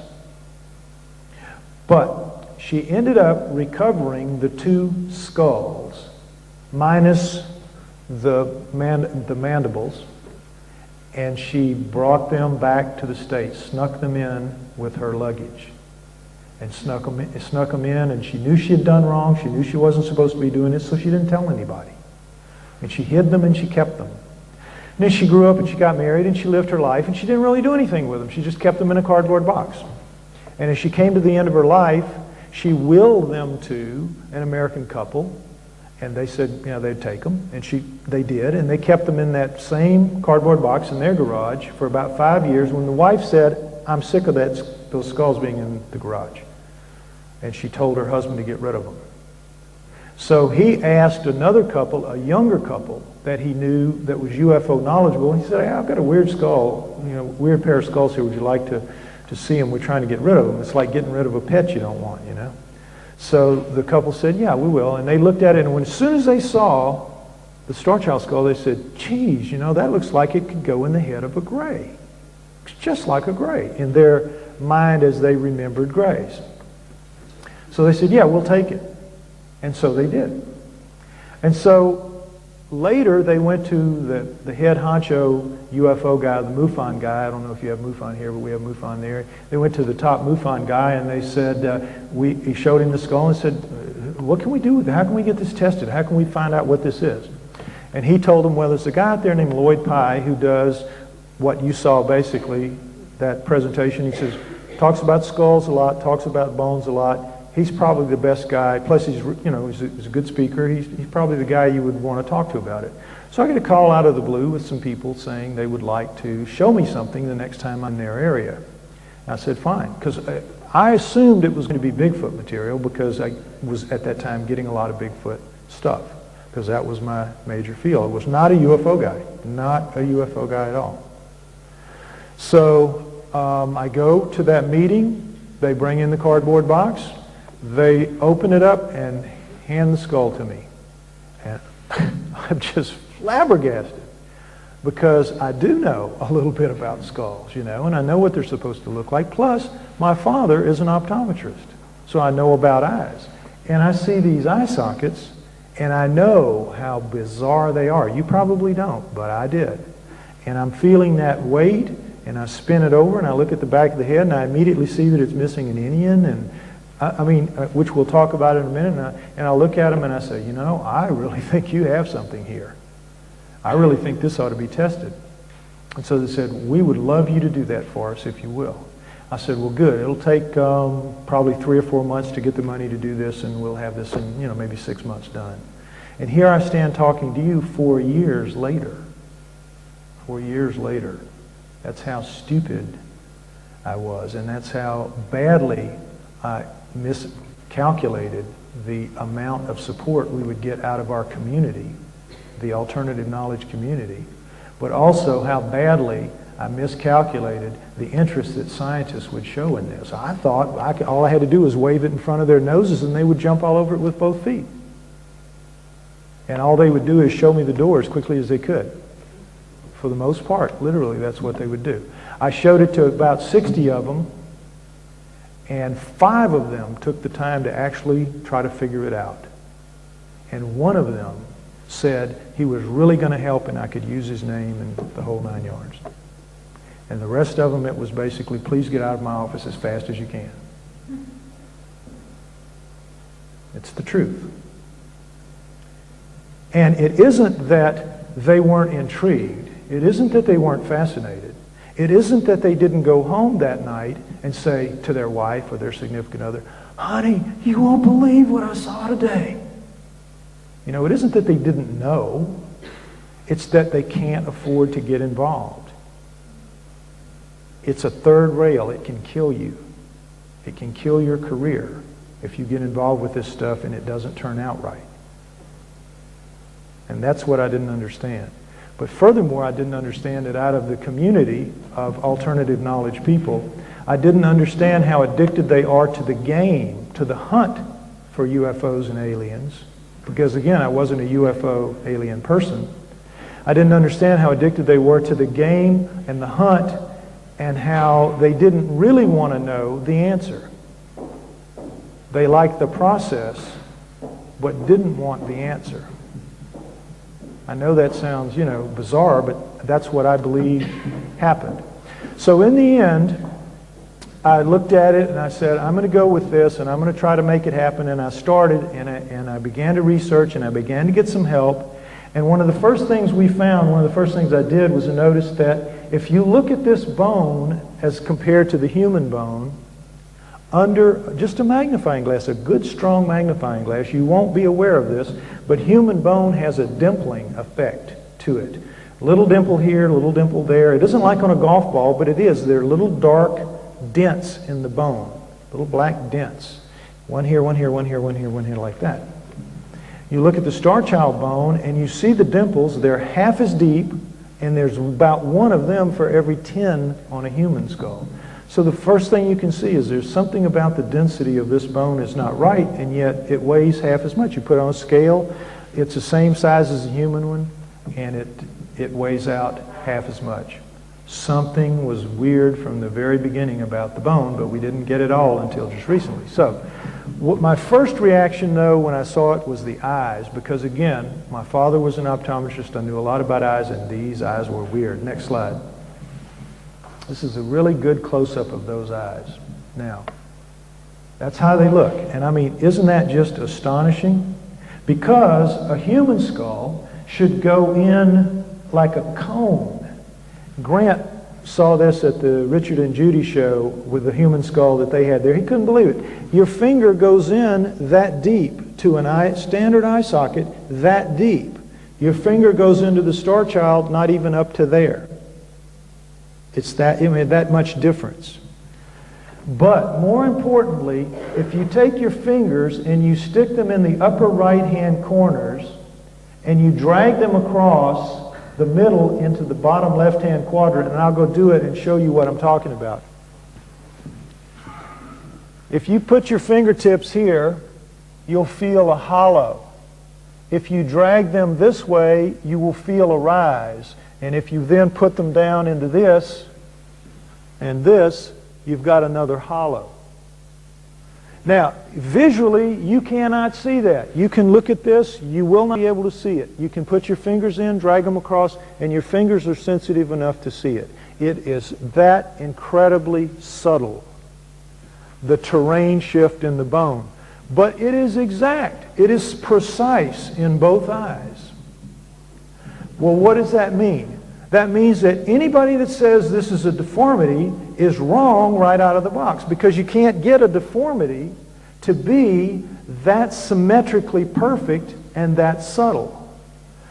Only genes can tell something to grow that perfectly. This is a perfect model of whatever it is. It's not a deformity, and it's not human. It's something else. Okay, next slide. This is a comparison. Now you can see a little bit better what I was talking about, the depth of the eye socket. And if you look, you'll see that here, the optic nerve opening right here, and the optic foramen, which is a slit, all the way to the back of the cone, that far in, back of the cone. But here, notice, optic nerve opening, optic foramen, that's where the veins come in to feed the eye, all the way down at the bottom. All this very shallow up here, so that if it's got eyes, they're sitting down here rather than up here. That's pretty weird right away. Now, I had a doctor in Omaha, Nebraska, don't use his name, but he is the guy that if you suffer a traumatic injury to your eyes and lose an eyelid, whether it be ripped off in a car wreck or you lose it in a fire or something like that, and he will rebuild your eyelid with skin from very sensitive places of your body. This is how good this guy is. He is the man. And he was one of the 5 that really spent a lot of time with it and played with those eyes. Up until then, we were assuming that the eyes had to be like flat because they would be sticking out of the head so far. And so when he felt, and he felt a lot, he felt those little dents, and he says, you know, Lloyd, all these subtle little things that you're feeling here, he says, these are connectors for muscles to move eyeballs. So he says, this thing probably it's got the parts, but it's like none I've ever seen. He says, they're going to be down here, and they're going to be smaller, or they're going to be sticking way off the head, way out of the head. And he says, if they've got lids like we do, they're going to have big, long, droopy lids compared to our lids to have to come down to blink over that eye, given where the upper part of the eye is. Now, if you notice on the eye, too, the orbits, the ridges of the eyes, notice, compare here and here. We have the orbits here of the eyes. You feel that, and it's round. It's about the size of a pencil in your finger. It feels like a round, like a straw, like a drinking straw, a pencil, very round. You do this, it's very sharp. You can feel it. It's sharp. There's no brow ridge to this thing. The rise that you see here, the brow ridge that's left from the pre-human era, you know, the hominoids or all that, it's a little bit of it left, and it leaves a dent right in here in the nose. There's no dent here at all. Straight down. No brow ridge. Very, very different. And again, that difference in the quality of the bone, of the texture of the bone. Okay, next slide. This is what really got us going. The first thing we did was we had a fluoroscope done by some doctors in Las Vegas. And they came back to us and they said, well, there's a couple of really interesting things about this. One is it can't possibly be a hydrocephalic because you could see the profile shot of the fluoroscope with the veins running right up from the temple right up to the top of the head. So they said you can see where the veins, where the brain presses into the skull is leaving the track marks. Clearly not a hydrocephalic. But more importantly, this thing has no sinuses. No sinuses at all. Now that's what a human sinus looks like, yours, mine, anybody else's. Like these big cauliflower. It takes up a lot of room in our heads, believe it or not. Not so much as a smidgen here, not even vestigial. Nothing. Nothing. They said that is unusual. Because you can live without sinuses. Believe it or not, a friend of mine had a son born with a little bitty nub right up here between his eyes and the middle of his face absolutely gone. Gone. And he's about 15 years old now, and he talks like this, and they've had to rebuild the whole front of his face, and he'll always talk like this because what your sinuses do is they give you the resonating capacity to make your voice work right. Other than that, they're a real problem. They're germ bags, basically. They're not something we really need except for talking properly. If you can't talk, you don't need sinuses. Keep that in mind. Next slide. Okay, this side view, and this really gives us a clear image of what we're looking at here. First thing I want you to focus on is this brace bone right here that presses into the maxilla of the human, and the star child has it too, and it just shows you it's about half the length, and so it means its maxilla is going to be about half the size. And really that's true because everything about the star child is greatly reduced in the lower face than is the face of the human. But also notice that you've got the same bones, frontal bone, sphenoids, temporal, parietal, and back here, the occipital. It's the same parts reconfigured and the bone reconstituted. It's the same as happened from the so-called pre-humans, the Neanderthals and whatever, to humans. Really, same parts, but reconfigured and the bone reconstituted. Okay?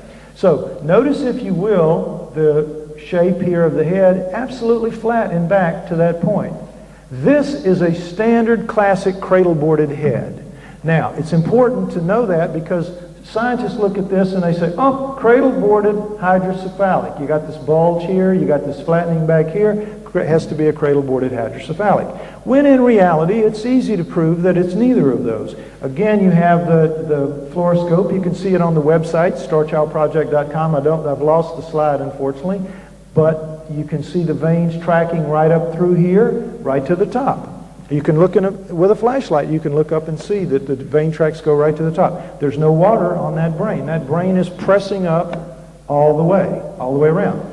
Now, as far as the cradle boarding goes, when you have a true standard cradle boarded head, what it means is that the mother, and this is very common practice, straps the baby to a board to put it on her back. And you've got to tie the head down because if mom does her usual thing of stooping, fetching, doing like this all the time, baby's head's going to snap and break off. You've got to tie it down on the board. Well, after a babyhood of that, you come out with the back of your head as flat as the board. I've felt several of them, and they're all just flat as that can be. Flat as the board. Whereas the star child head is not flat at all. It looks it, but you can feel it with your own hands. You'll feel the convolutions in back. It was never cradle boarded. Never cradle boarded. It grew that way because its genes told it to grow that way. It also told it to grow no inion. Now this is the inion, and this is real important, so I want everybody to do it. Reach around, feel to the back of that knot on the back of your head. This is real important. It's called the inion. And feel right underneath it. First thing you feel is muscles attached to it, right? It's where your neck begins. Your neck attaches, there are two big muscles attached here, but that knot is the beginning of your neck, and from here all the way down here through here, that's neck for a normal human. Now with the star child, there is no inion. Not only that, the inion is a dent. You can feel that as well. You can see it. It's a dent. So it comes down, and its neck doesn't begin till down here. So its neck is this little bitty thing right here. Its neck is about the third size of ours. Pretty weird. But its chewing muscles, we're going to look at that right now. If you see this is the zygomatic arch here, the cheekbone would come through here. I could stick two fingers through this head, which is, they're both about the same size. I can stick two fingers up through the zygomatic arch, and that's how thick the chewing muscles are. And they come up through here. You can see the line on the skull. It's very clear. You can see the line right here, coming through, down, down, down, coming around, coming around, coming around. That's the chewing muscles all attaching through here. With the star child, you've got the zygomatic arch starts right there, and it's little, and you can get maybe a couple of drinking straws through there if it was there, and it only comes up through about right there. About 1/3 what it does over here. Next slide. Human versus star child.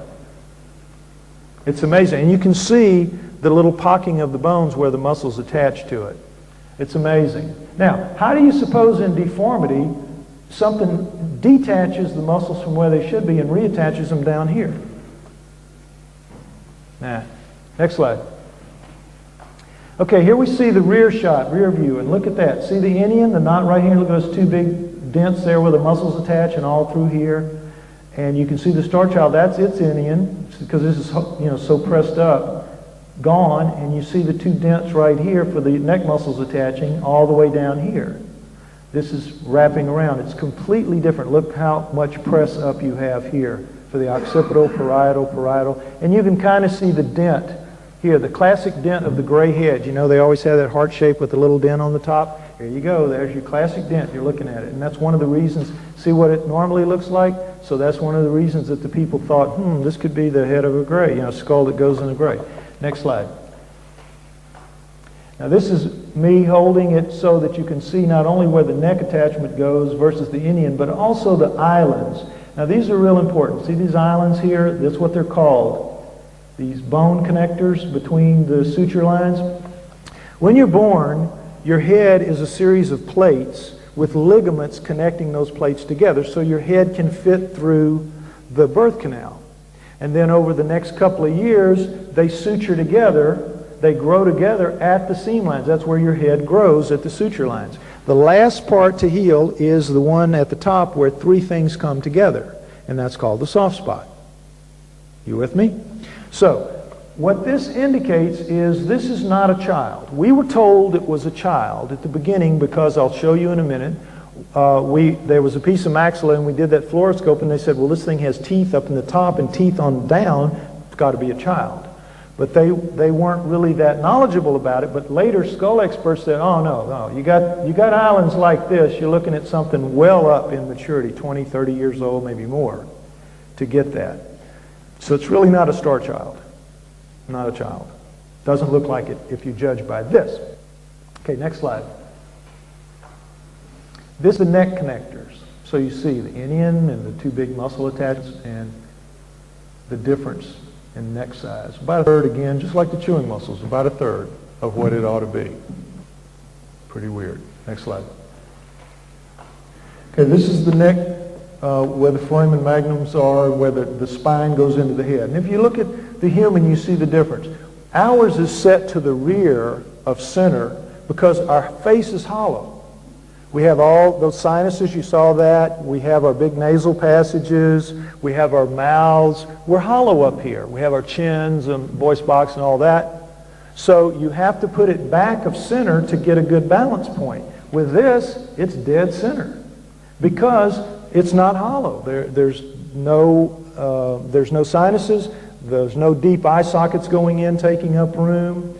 And, you know, there may not be a neck or a voice box the way we have, because the neck is so small. But in any event, it sits on that skinny little neck it has. You can see the size of this neck versus this little bitty neck here. It sits on that little neck like a weird shaped golf ball. It's sitting up on a tee. Now, guess what? That's got better balance than we do. You can take like any heavy stick or like a baseball bat or whatever and hold it in your hand, and if you hold it vertically, it's pretty easy to hold. You tilt it even 1 or 2 degrees off of straight up and suddenly you have strain. That's why our neck apparently has to be so big, because our neck's not balanced right. That neck, the head is set so that it balances, you know, it's like holding the thing vertically for whatever reason. All right, next slide. The balance point. See the difference? Now, the brains in here, let's talk about those for a minute because it's pretty interesting. This is a human about the size of a 12-year-old. And remember, it's small, about 5 feet tall. It's about the size of a normal 12-year-old. That brain should be 1,200 cubic centimeters in there. The star child's the same size. So it should have a brain capacity of 1,200 cubic centimeters. But guess how much it has? 1,600 cubic centimeters of brain in this head. Now, that's amazing. What an efficient use of space. It's just wall-to-wall brain. It's as much brain as you can cram in there. It's 200 cubic centimeters more than your brain or my brain. We average 1,400 cubic centimeters, those of us in this room. 1,400. It's 200 more. But it's fully 1/3, again, more than what it ought to be, 1,200 to 1,600. It's a huge brain, a huge, huge leap. 200 cubic centimeters, a leap in brain is a leap in species.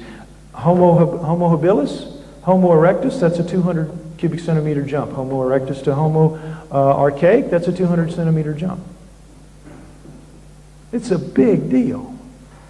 What do you need that much brain for?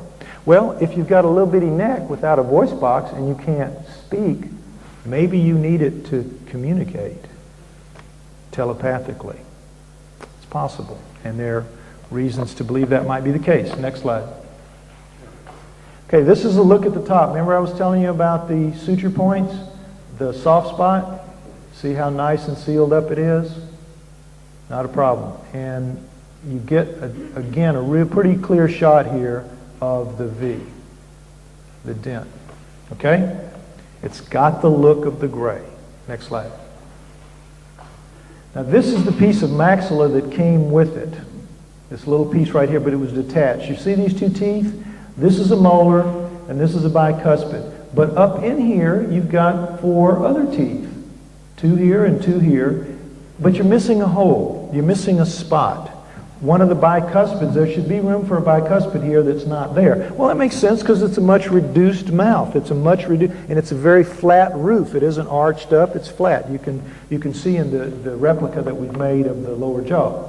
But interestingly, this bicuspid right here, I finally got an expert to look at it. She said, you know, this is really weird because this is how a molar is supposed to look at the root, but a bicuspid is supposed to bifurcate, meaning split, up in the bone, much higher than that. But look, she said, you can see the split on this bicuspid. So she said, this is, not only does it show wear down on the crowns, nothing like the human, by the way. The human's teeth are really worn heavily. Nothing like that, but she said the enamel is crazed, meaning it's cracked. She said that's 20 years or more of life and hard times and hard chewing. The enamel is crazed. So she said, it's not a child. She said, what it might be is a being that lives very, very long and needs multiple sets of teeth and can grow them. So that might be what we're looking at here. We don't know, but it's not a child and it's not a normal human in that sense. Next slide. Okay, this is a CAT scan that we had done of the brain, and what it really shows is that all the sutures were alive and growing. Now, what experts will say is that, there must have been some synostosis, which means freezing of the sutures to cause the brain, the head to grow weird and the brain to go weird and all that. Synostosis, premature closing of the sutures. We had a CAT scan done, and the guy said, no, no, no, no, no. So they're all open, they're all healthy. This was a very healthy creature when it died, whatever it was. No, and no possibility of deformity in that way. Next slide. Now what this shows very interestingly is he looked at it and he says, whoa, whoa, whoa, whoa, whoa, whoa. He says, this thing has much bigger inner ears than we have. I wonder what that's about. This is eyes, of course. But bigger inner ears, what would that be about? Would need better balance? For what reason? Well, hold that head up maybe. But anyway, larger inner ears. Take it for what it's worth. Next slide. This is a forensic drawing that I like the look of, and for a number of reasons. Remember the guy talking about the eyes and how they would have to be down and have that upper, heavy upper lid? The nose could be pretty right. Oh, I'm sorry, but on that piece of maxilla, I forgot to show you, there's a little dent in the bone that shows that it did have nasal passages. It did have the ability to breathe through a nose in the way that we have. It did have a nasal passage. So it did have a nose. So the nose, the mouth, I think the chin's a little heavy, but he was making an ovoid shape, and I think it would be cut off a little bit. I think it would be smaller, but it's a good attempt, and I appreciate it very much. Mark Savy did it. Okay, next slide. Oops, back the wrong way. There you go. Okay, this is a Fate magazine cover where they did a big story on it, and this is I think a really cool graphic where a guy took his daughter and he morphed the features to look kind of like that graphic that we had. The eyes still up, too high, it would be down here, but still, that's pretty arresting, isn't it? I've always liked that image. So, next slide. Now, this is really an interesting story, and I'll stop for a minute and go over a part of it that really applies to the Star Child. It turns out that people would come to me and say, do you know about the star being legends? Do you know about the star? You've heard anything about it? No, I haven't. I'm not a UFO person. I don't know about it. Well, you should really look into that. And so I did. And I found that there was a lady at UCLA, a recently retired professor emeritus named Paula Gunn Allen, who had spent her research career researching the star being legends. And what they are is this. Throughout the Americas, and probably around the world, but they've mostly been researched in the Americas, there are these stories of beings coming down from the heavens to primitive villages that are going back hundreds of years from Tierra del Fuego all the way up to the Eskimos, but going back for hundreds of years, and they would come and they would isolate a village, pick a village with a woman in it who was barren, and they would make her pregnant with a hybrid being of her and the gods, human and the gods. And she would be told, and the village would be told, she is going to give birth to a star being, and you will be tasked, all of you, with helping her to raise this baby up to the age of 5 or 6 or 7 or 8, and we'll come back and get it. And they would do that. And that was the program, supposedly. And the reason being, for what it's worth, is that the Greys have no capacity to give emotion, emotion. And so when in their early experiments, the beings that they would create would have enough human in them to where they would fail to thrive for lack of interaction, for lack of nurturing. And we know from psychological studies that if you are nurtured well from 0 to the age of 6, you can withstand almost anything in later life. But if you are not, if you are very poorly nurtured up to the age of 6, nothing can be done to repair you. The damage is done and it's permanent. So probably their first attempts failed to thrive, and so they set this system up where they would let the human mothers nurture them until they were up to the age where they needed to be, and then they would come get them to take them to do whatever they wanted. Now, again, these are myths. These are not written in stone like the Sumerian tablets, so you can't go to the wall as hard with them as you can with those tablets. But still, those legends are out there, and they're widespread. But they end at about 100 years ago, 100 to 120 years ago, when the world began to get smaller with its communications, shrinking the world so that you couldn't have a being like that living anywhere and have the tabloids not know about it. So that program stopped, and a new program was put in its place, and that program is called harvesting. Now again, this is only anecdotal evidence coming from women who tell the story, but there's a lot of them telling it. I know at least a dozen now, And it makes your skin crawl to hear it. But what they say is this. They are taken on board a craft. They are made pregnant. They come home. They are pregnant. They go to the doctor in a couple of months. They're pregnant. They get the sound scan. They can see the fetus. There's no doubt about it. It's on record. There are many records of this. There are books done about it called the twin effect, because a lot of times it's twins, but a lot of times it's not. And in the fourth month, in the first month of the second trimester, somewhere, they're going to wake up and have every sign of a miscarriage except no fetus. And they have been harvested. And then later, some years later, anywhere from 5 to 10 or even 15 years, they will be taken back on board and they will be shown what is alleged to be their hybrid children, and they will be told to spend time, bond, have any relationship you want with your children or child. Now, it's horrifying, I know, to hear this, but nonetheless, this is an ongoing story that women tell all over the world, that they're being harvested. So one of them contacts me, named Josie Valenti, and she says, Lloyd, I've been harvested 4 times, and I was taken on board and I saw 2 of my children, and I was allowed to interact with them, and I have a good memory of it, and I'm an artist and I drew them. Would you like to see them? And so I said, yes, of course. And she said, and I did it back in 96. I said, great. So she did. This is her 12-year-old daughter as she remembered it. Okay, next slide. This is her 8-year-old son. She polished it up a little bit for me, but she said, basically, this is it. Now, that's very Star Child-like. Check the profile of the kid. Next slide. Look at that. Pretty remarkable. Now, keeping this in mind, there was a man taken on board in the early 1990s. Don't use his name, but he was so freaked out, and he had some money, he had a sculptor do a bust of the beings that took him on board their craft and dealt with him. And he worked with that sculptor, and he made him get it just right. And the sculptor kept having trouble, but they worked together on it for a long time, and he paid for it, and he got it, and he sent me a picture of it. Check this out. 92, this happened. Look at this. More than that, check the front view. Next slide. Look at those eyes, folks. This is a guy in 92 now. Way before the Star Child came to light. Pretty interesting. Not perfect, just like the drawings. You know, they can quibble about little points, but awful close. Well into the ballpark. Next slide.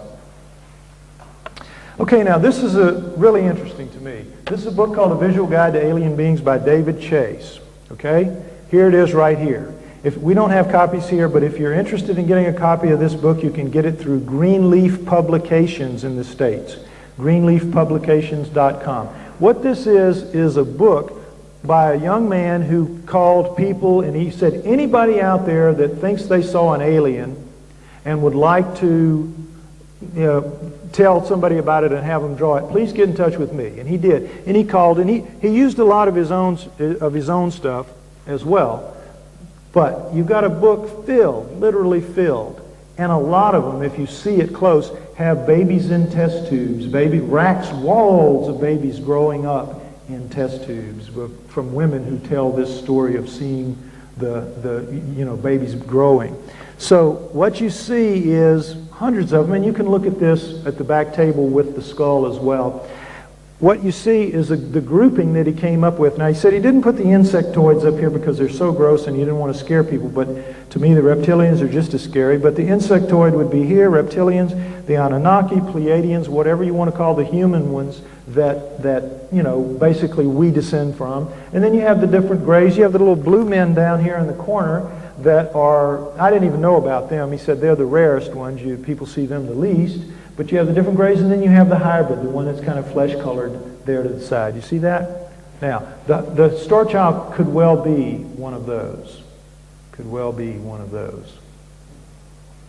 But it's all very interesting just that such things exist. Okay, now, next slide. Now we're going to tie it all up and bring it on home. This is a Neanderthal to the left and a human to the right.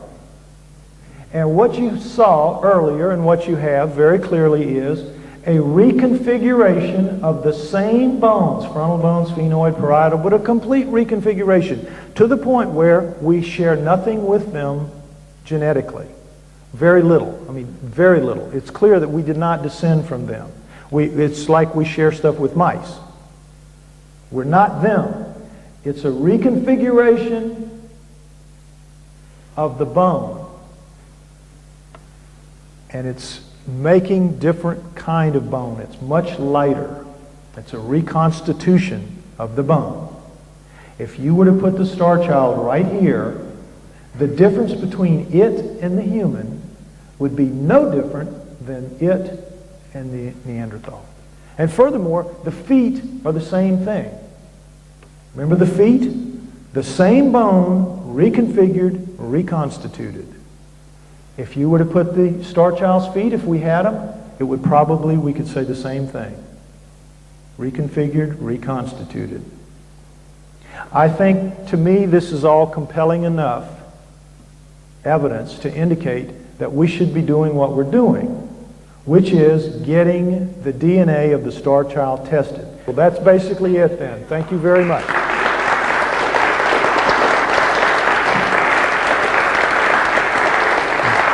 The right half from the middle all the way over, and these were the two teeth right here.